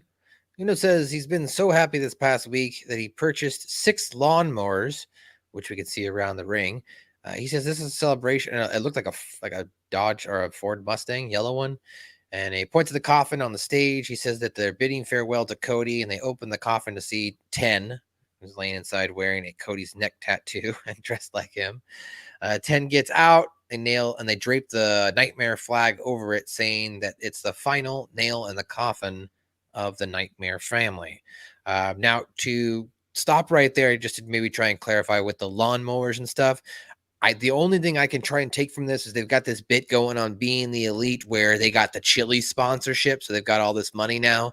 That was my only thought process, but that's not make any, like, as soon as you roll out lawnmowers, what are we doing? I'm like, I didn't understand this. No, you know what, you understand it. What is triggered in your head as a wrestling fan? So the only thing that I relate to a lawnmower is the Mexicools. Mexicools. Instantly, I think we're going into a racist Mexican thing because with lawnmowers and Mexicans, they're tied forever because of the super crazy shit like that Vince had them do. So this was weird to me unless you're doing like lawnmower like derby or some weirdo thing like that where they're gonna have a, you know, like whatever it is, a race or something, right? Yeah, something like that. That's ridiculous to have them out there. If not, you want to go, we're sponsored, we just got a great new sponsor. What were they, Snappers, lawnmower, whatever the fuck, who knows, they weren't John Deere's, but whatever, you know. And this match is sponsored by and fucking, you know, that's a way to showcase something. But that was a weird thing for me, man. I'm glad it wasn't just me. I thought I might have missed something because I had my notes. Did they ever explain the lawnmowers? And clearly they didn't. I mean, goddamn, could we at least said something like, because the Dark Order is mowing everything in sight here in AEW? One line at least gives us a reason for it. Instead, we have these goddamn lawnmowers out and nobody knows why. Yeah, like I said, the only thing I could think of it had to do with BTE, but we'll continue that here more as they were doing a couple things here where if you're not watching BTE, you're not going to get it. And that's going to anger Ben here. So Brody Lee comes out with Anna Jay next, wearing a suit, holding the TNT championship. The only reason to have lawnmowers is like you're going to do something with them and shred. You know what I mean? Like instead of just doing a paper, like for the contract signings or whatever like that, where no, don't do it. It's my divorce papers, man. And fucking out they come. Whatever, So Brody Lee comes out and he immediately walks over to Tony Schiavone and yells at him, tells him to come down to the ring to interview him. Tony Schiavone's getting up off commentary, and Jericho's like, should we really be sending Schiavone in there like that? And JR's like, God damn, I don't know. So I thought that was pretty good. Then Schiavone gets in the ring and he starts to interview him. Brody introduces the newest member of the Dark Order, Anna Jay. He also there's a Cody sucks chant at one point. He says a year ago everyone from the Dark Order, right? He says a year ago everyone was laughing at them, at his men, but now look at them. Brody says the open challenge is over, so all you indie wrestlers can stay clear. He says Cody will never get his championship back. He says just a few weeks late on the introduction, of course, that being Anna Jay, but Lee hits one of his goons because they said they've been celebrating for a week. So this is one of his guys on being the elite that he's basically the pinhead, the guy Brody Lee beats up every week. So unless that's really explained to here, you're going, why did Brody Lee just attack as one of his guys? But that's the story there. So Lee says he's unstoppable, but out comes Dustin Rhodes alongside QT Marshall. They get beat up by the Dark Order. Scorpio Sky tries to come out as well as he rallies against a couple of them. And then was it Matt Cardona then came out. He started attacking them, and then they all scattered and left the ring before Brody Lee comes back out before berating them, like not on the mic, but yelling and then staring them down. So that's how the segment ended. Looks like and then this sets up, I guess, some sort of 8-man tag match now at All Out, where it's going to be the Dark Order versus the Nightmare Collective, Matt Cardona, and Scorpio Sky. Whoever would like to start first, Mr. Silvio. Yeah, I'll pipe in. Amazing promo work by Brody Lee in this one. Yep. I got to just say this too. I love Tony Schiavone. I don't know why, but a part of my childhood heart, I guess, when I see Tony in his Tony voice announcing an interview in the ring, I pop for it. So I'm glad I got that. I was not sold on Brody doing Mr. Brody just because I'd seen him for so long in another role that, to be honest, I didn't want to shit on it, but I didn't like it. But he's in the groove now. And what a promo. And Matt, it does make sense that even if you don't watch Being the Elite, which I don't, it does make sense that he slapped that kid because that's what he does. He's always yelling at him, telling him to fall in line. He's the leader. He's the David Miscavige. If you look into Scientology, Miscavige is the leader of Scientology, and there are rumors of all these people that say he physically attacks people. So it's playing along into it perfectly. The promo was A+. I think it got a little too convoluted at the end. By the time Scorpio got in, I was still with it. I didn't quite understand why Scorpio was coming out to defend Nightmare Family, but I was with it because it said to me they're going to build Scorpio versus Brody. But by the time Cardona came out, I thought it was a few too many moving parts. What Cardona did looked good. He did a credible little ass whipping, but just a bit too many moving parts at the end for me. But the Brody promo was beautiful. See, I actually have the opposite thought there. It confused me that Scorpio Sky came out, but it made sense that Cardona did. I thought that Cardona would be the next person to get the title shot. That's your boy. Cody loses, so why wouldn't they bring Cardona in and now have him line up against Brody but after then Scorpio? Why else would Scorpio be there? So that's where why my mind went. Well, it just didn't make sense why they didn't need to bring out Scorpio, in my opinion. That's all. Unless something's going to happen later. And that something would be maybe he goes after Brody. Maybe. Mr. Hamin? Brody's awesome. Even in a character that is holding him back from his true potential, he fucking delivers a 10 out of 10 performance.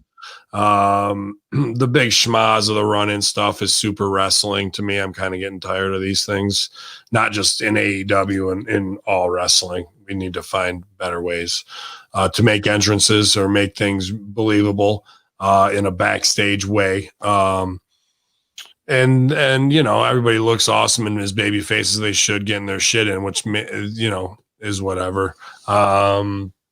I think Shivani has got more money on it written on him than anybody. He's the most interesting. He's like Charlie Brown. And it's rare to find a guy like that or in a situation where he's in on the joke, but he's also the innocent one. You know what I mean? You know, a lot of the joke is coming for him and he's smart to it, but he's that. So if that's the game, how many ways can we do that and set up maybe with multiple people through the night in different business where Shivani plays into that, where he's the Charlie Brown, you know? And I think that could be really get him over and help facilitate other people's business because he's beloved. Because if he's got that, how do we use that to our advantage in as many situations as possible? So go ahead. So sorry, I was just responding to a text from Jenna. I don't know if you covered this or not, but Colt Cabana's interaction in this was absolutely brilliant. If you watch Cabana, he's standing off to the side. So he's still Colt. I love it. I love but what he is darker. He's got Colt, the jacket on. He's got does. It's a little bit more. I love it. I love how Colt's handling it. He's a fucking genius. Yeah. So as you mentioned there, Colt was king. He did come out with them initially, smiled in the background, right? But didn't even he kind of made a little facial expression when Brody Lee took down was it Grayson or whatever his name is? I'm sorry, John Silver. Yeah, it takes down John Silver. Even he kind of like made a face and looked like he was getting mad. And you see Uno in the background, like talking to him, trying to calm him down a little bit. Like, hey, what was that? Right. So there was a little bit of I guess you might say Easter eggs going on there in the background. Maybe, you know, as Colt is slowly turning. Speaking of the guy who apparently has made his full official turn, after that, we go to commercial break. We come back. Dasha Fuentes is walking through the bar, and she stumbles upon Hangman and goes to ask him why he screwed over Matt and Nick. Before he can answer, the Bucks appear, get in his face, and asking him, you know, if he's afraid of them. You know, is that why they screwed them? And then asks who the hell Hangman is. He's obviously not their friend, and they've apparently never been good enough. Nick calls him a jobber, and then Matt takes the drink, as you mentioned, Ben, and throws about 4 or 5 shots into his face. And then they told him that he's out of the Elite. They slam the door, leaving Hangman staring into a broken mirror. Now, this is some breaking news. This is the first time somebody's left the Elite and not died. So that's good to see.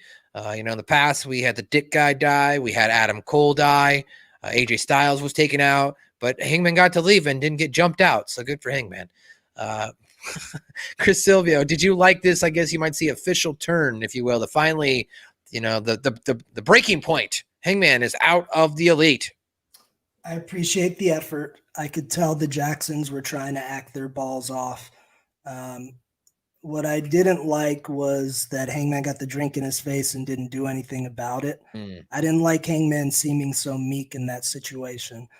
I don't know if I could tell you how to have corrected, but perhaps I would have just done a different segment altogether.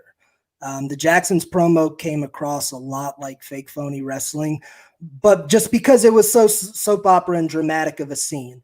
They did their very best, and I thought they did a good job delivering the material they had. So I'm not burying them. I could tell they put a lot of effort into it. I just didn't like how it left Hangman like that. I love the visual at the end of the broken mirror, but what'd you think? I mean, how'd you feel about the whiskey to the face and him just taking it? Oh, a waste of perfectly good bourbon to start with. The scene was so overacted. You know, I like Matt and Nick a lot, and they were trying to do something here that was stylized, but it just comes off. And I think they should have watched it back and like looked at each other and like, we got to do something different. We tried, you know. This just isn't it. Like if you're Sil and I are truly friends, I'm not gonna. And he wanted to leave Hamin Media hypothetically, and he hates me, and he's going to start something with Nick Hausman or whatever, my number one fan or whatever the fuck. Like, I'm not gonna go to him. I'm not gonna go, Silvio, I gave you a chance to be my friend, and you destroyed that friendship. All you ever wanted was to be a friend to you. We were friends.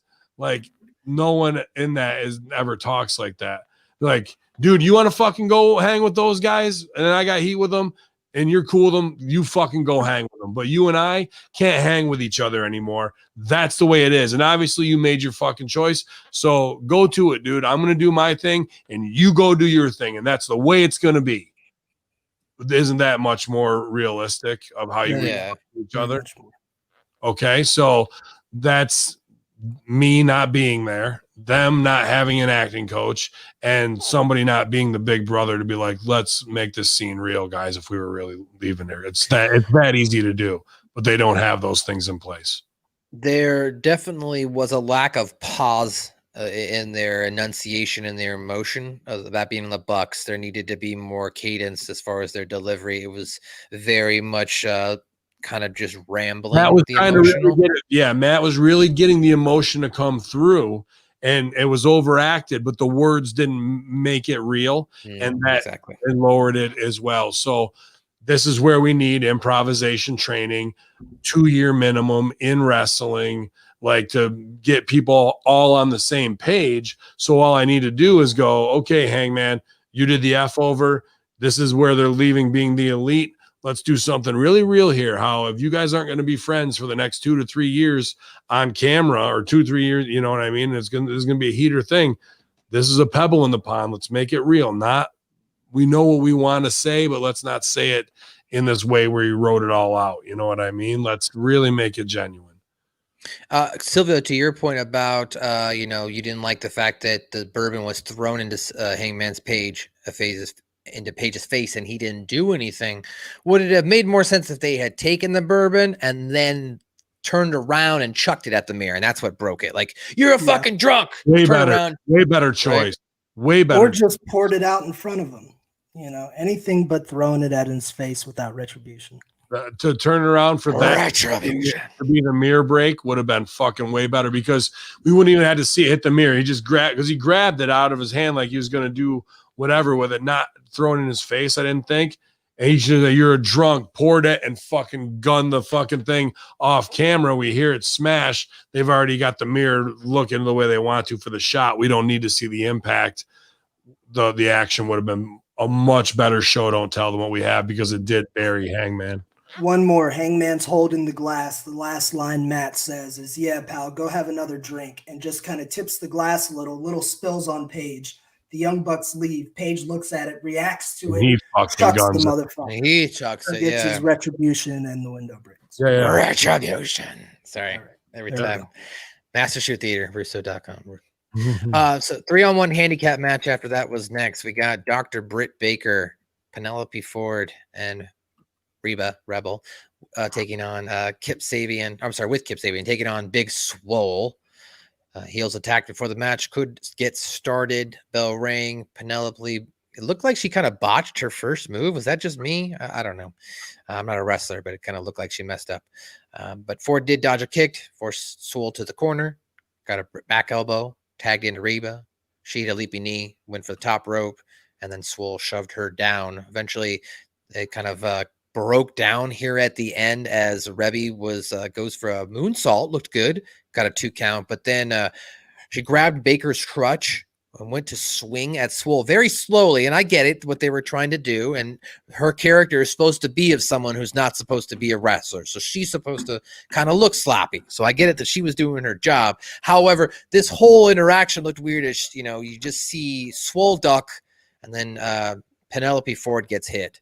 And then Swole knocked out Reba and pinned her for the victory. So winner of this match was Big Swole. And before this match before the match started, Britt Baker did have a promo, and she announced that if Big Swole was victorious, she could choose any match she wanted against her at All Out. Okay, Chris Silvio, did I miss anything else? Yes, I'm going to preface this by saying Britt Baker and Reba are still among my favorite acts in AEW. I thought it was a little weird commentary, kept switching between Rebel and Reba. We might as well just go with Reba because Britt's established it. I got so mad watching this match because I love Reba. As a person, I know her, and I was happy that she's getting this opportunity. I know her too. Yeah, right. And I got so mad because within the first few seconds of the match, it's starting good. Britt makes a funny joke, says, "You're welcome for the house. Everything's great."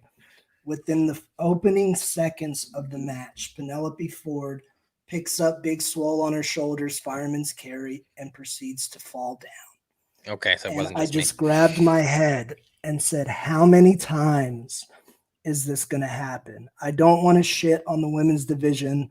You know, we know they've had struggles. I want them to bring in experienced people and do more. But it took me out of everything. Just that one thing at the beginning. Like, we can't have that. It can't happen all the time. It gets back on track. Reba did a good job. She took a Hurricane Rana from the top rope. She did a nice moonsault. I like the fact that she half-assed doesn't know how to wrestle. That's part of her thing. I think it's cool. And then we had the botched crutch shot at the end. But here's the thing. They should have never had that in there because they didn't know how to do it. So I don't blame the cast of characters for that not looking good. You don't have them do it unless they rehearse it 20 times and it looks flawless. Because the way it came across on camera, you know, it didn't look believable. And then Ford laid down for the pin. So you got to stop giving, quote, fucking Dusty, don't do shit you don't know how to do.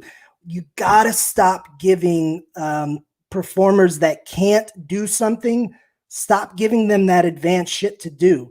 They could have done anything else. Shit, even Britt could have swung it. Like, Reba's a good worker, like, but that wasn't there. She's probably never hit anyone with the crutch before, and national TV isn't the place to do it. So just those two moments in the match, they hurt. But on a positive note, I like Britt's reaction at the end. I liked Reba's performance. I wanted Britt to be Mike, though, when she was having a conniption after it. I think we need to get Britt one of those annoying Britney Spears mics, so while she's on her wheelchair, she can always be audible. So yeah, even on the outside of the ring, we can hear Britt. She could even be on commentary at ringside with that for sure. Yeah, dude, mark out huge for our girl Rebel. But definitely some fundamental issues, especially on that fireman's there. They tried to cover it like the ring bell scared her. That's what made her drop her. Pop me. But her gear, she got new gear for this. Best gear on the roster. So now the lackey for the main heel has the most professional looking gear of anybody on the AEW roster. That's an issue. Like, you know, whatever. And then if she's supposed to be you know, incompetent and green as a wrestler, she shouldn't be doing a moonsault. She shouldn't be going to the top rope. That hurt their story. You know what I mean? If we're going to play green, if we're going to play personal assistant, we need to tell a better story than that because, you know, the thing is, the story in that would be, is Britt Baker telling her to go to the top rope. She goes up and says, no, this is too high, and climbs down. She's yelling at her, do a moonsault. She gets up there to do a moonsault. We've wasted too much time. In comes Big Swole for the electric chair. And then boom, take a safe bump. You know what I mean? That's you don't think they kind of told that story early in the match when she tried to go up and then fell, and then that's why she went to the second rope the second time? She hit a clean moonsault, and it's her first match on TV. I just wanted to counter argue. I just want to counter come on to the what is her origin story?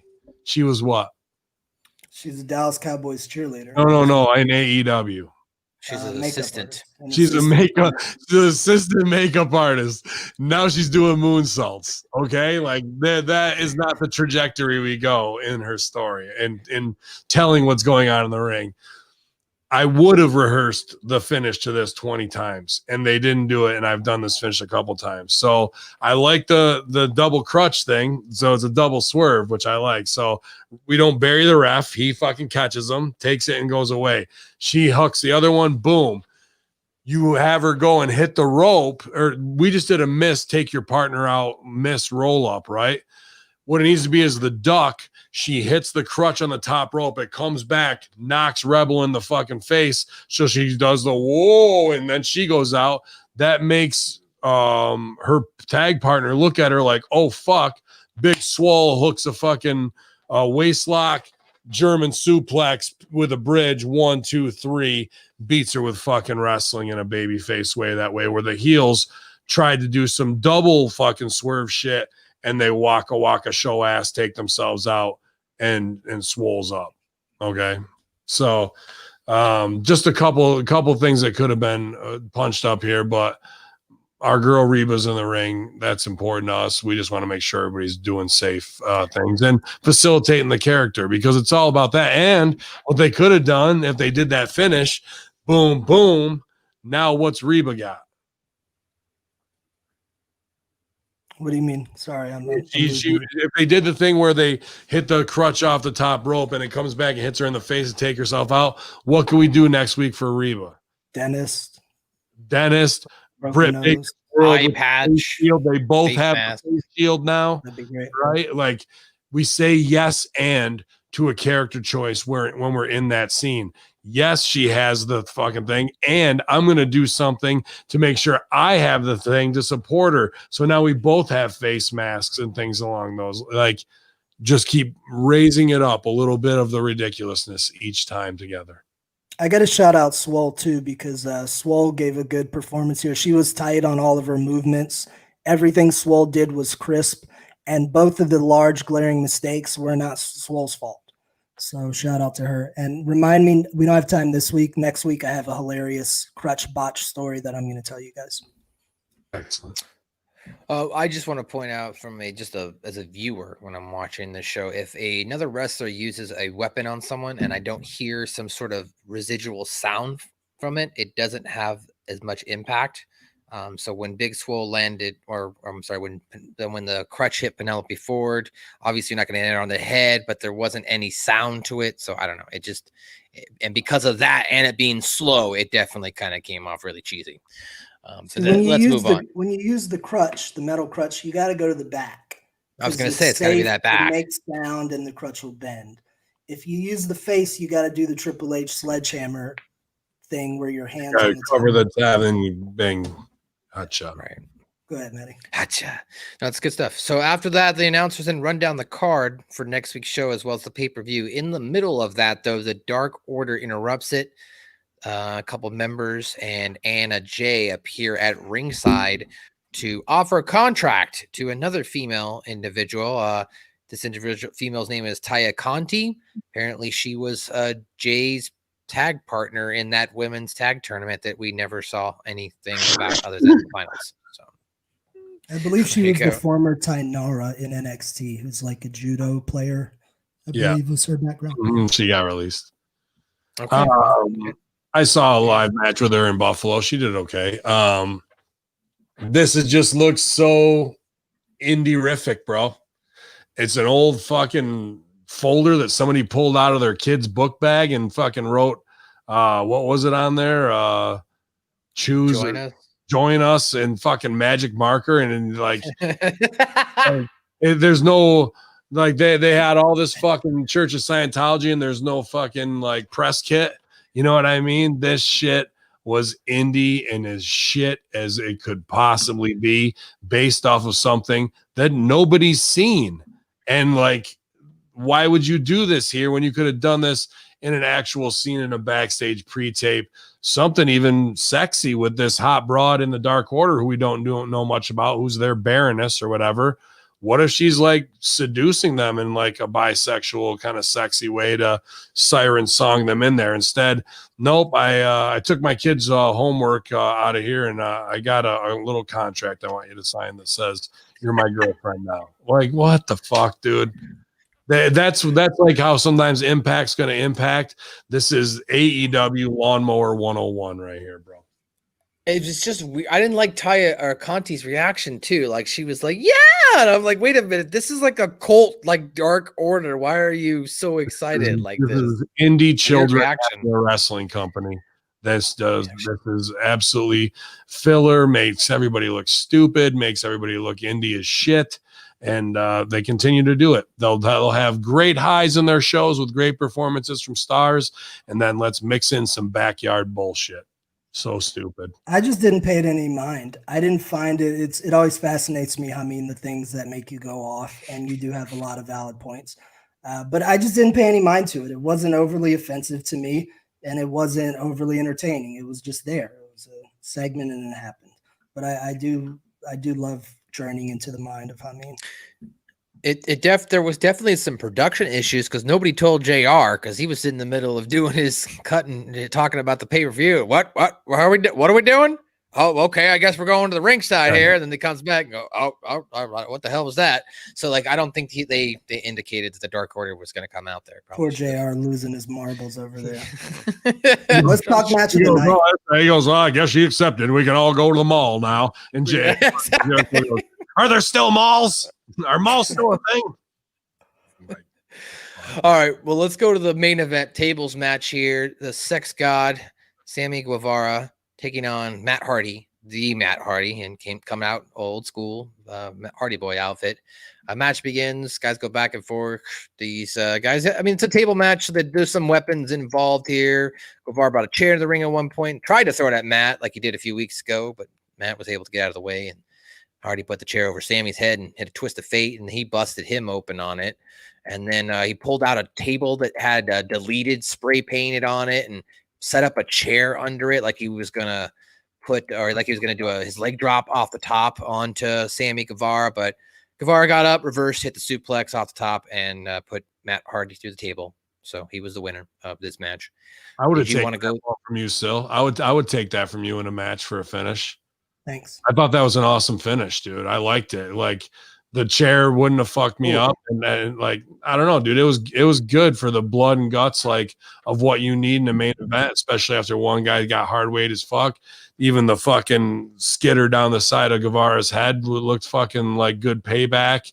And at the end, from where he goes in commercial break with the signs, which they've overblown that shit too. They fucked that right off in the wrong way.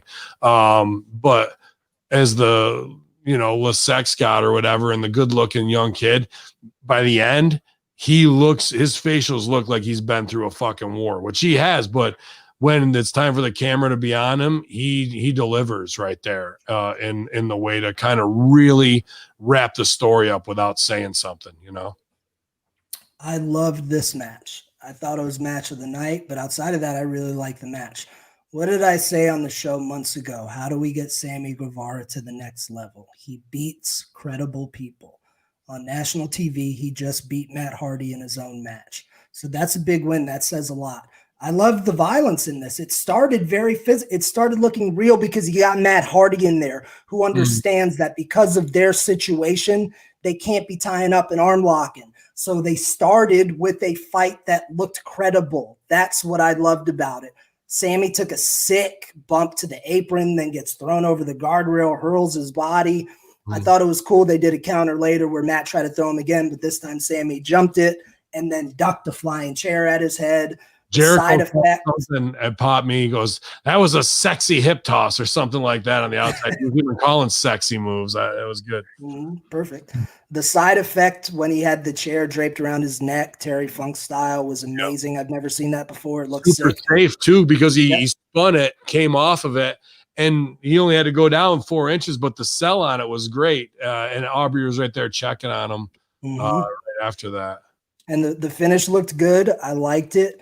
Those two work very well together, and Sammy's pacing is getting a lot better due to the people he's been in there with, like Jericho and Matt. And I think he's going to get much better after this feud. This was the best Matt Hardy match that I've seen in quite a while. So it shows brother still got life in him and gas in the tank. It was awesome. He looked beat up though on the way to the ring when he was coming through the ropes, man. He's beat up. Yeah, I know, but it's showing on him. You know what I mean? I've seen him look better in the last couple months. This last month or two, it's really starting to wear on him, I think, a little bit. Could be. Great job, though. Really good match. Killed it in the main event. But then we get the breakdown with Orange Cassidy coming out to jump fucking Jericho and phony punches. But here's a big problem, and this is where AEW needs big help like they need in their women's division. And it's not that I want people to lose their jobs. No.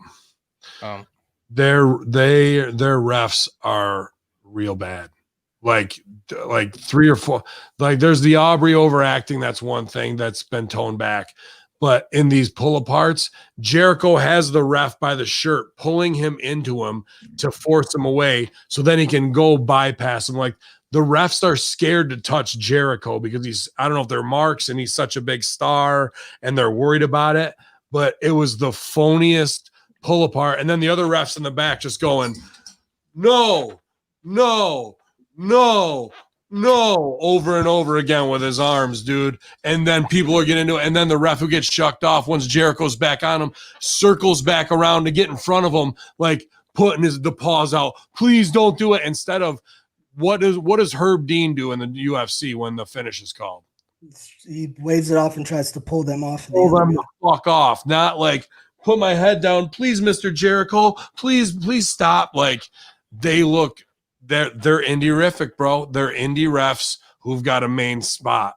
My boy, the referee Sideburns, is 10 times the ref they are. I can name guys throughout the Northeast who are TV ready now.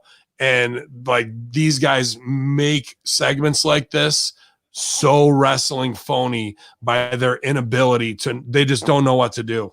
They really don't on camera and the stage picture and how to add to the violence and then back that up with Orange Cassidy throwing punches like a 12-year-old who's never learned how to punch like a man, bro. Like, and that's supposed to keep Jericho down. Then Jericho gets on top, hits him with what real working punches look like. Like, after we just had this awesome match, this was a real let some air out of the balloon for me way to go off TV. Not based on the writing, based on the execution of the supporting players and the performance. Before you jump in, Silvio, one thing that really bothered me that they didn't get it right was Orange Cassidy running from one side of the screen to the other and jumping at Jericho. We got him blurring by, and then the after effect after 6 or 8 weeks ago when Phoenix came out and gave us that Ryu Street Fighter kick on Orange Cassidy, it looked badass. I mean, if Cassidy is standing in Gorilla and you've got a floor director there, he should be telling the camera guy, okay, get ready. Orange Cassidy's going to be running out. Okay, here comes Orange Cassidy. Like, Where was that? That bothered me. So, but other than that, you know, if you didn't like the brawl, I get it. I did like the attempt. I liked how it went off the air with JR going, okay, we'll see you next week. You know, I liked that WCW classic ending where something's happening and you want to come back and watch next week. It ended in a brawl. You know, you guys I'm sure can continue to, you know, pick apart if anything you see positive or negative. Silvio, what did you think of this? I got to disagree 100 with Hamin on this one and slightly with you, Maddie. I like the fact that you didn't see the camera on Orange because it made you go, what's happening back there? It was abrupt and sudden. If this were real, there wouldn't be a camera ready. So it would take a second for them to realize that something's not happening in the ring, it's happening there. So I love the fact. And the reason why I like this segment was because of the intent and the chaos. Orange Cassidy may not have the best work punch. I didn't think they were as bad as you did, Hamin, but I believed him. I believed he wanted to get at Jericho. When he ran at him, he was clawing at him. He had raw intent, and it was chaos. And the only thing I'll critique on the fight was there was too many shots thrown. If we would have just had a few less shots, it would have meant even more. But I love the intent of Orange scratching and clawing, Jericho selling, then trying to get back on top. And I love the fact that the last two episodes, they've done that Nitro style ending where we got that hot ending last time. And this time is something unexpected that's dropping those little, you know, seeds to tune in next week. I loved it. Both weeks in a row, I thought we had an ultra fucking cool ending. The ending was bad. The execution of the refs really took me out of it, bro. Like really, like I could just see because you want to do something. Here's some homework for you kiddies this week. Just take one match out of this week. It's going to be hard for you to do. Watch it just from a referee's perspective. It will fuck you up in the way you watch wrestling. But that's how I had to train Sideburns to do it. And you had Package, who's an NXT ref, and plenty of other refs. Dr. Ted, who's on here as well. It's a completely different way to watch wrestling when you're not watching the wrestlers and just the ref. And once they do something to take me out of it, my eyes are on them. Because a good ref should be a ninja. Yeah, pal. Like really, they fade into the background until it's their time to be in a spot to either miss something or take a bump or be there to count it. The ones who are effing up the scene by making it wrestling phony, I'm on them like a hawk instantly. I cannot turn my attention away from them after that happens.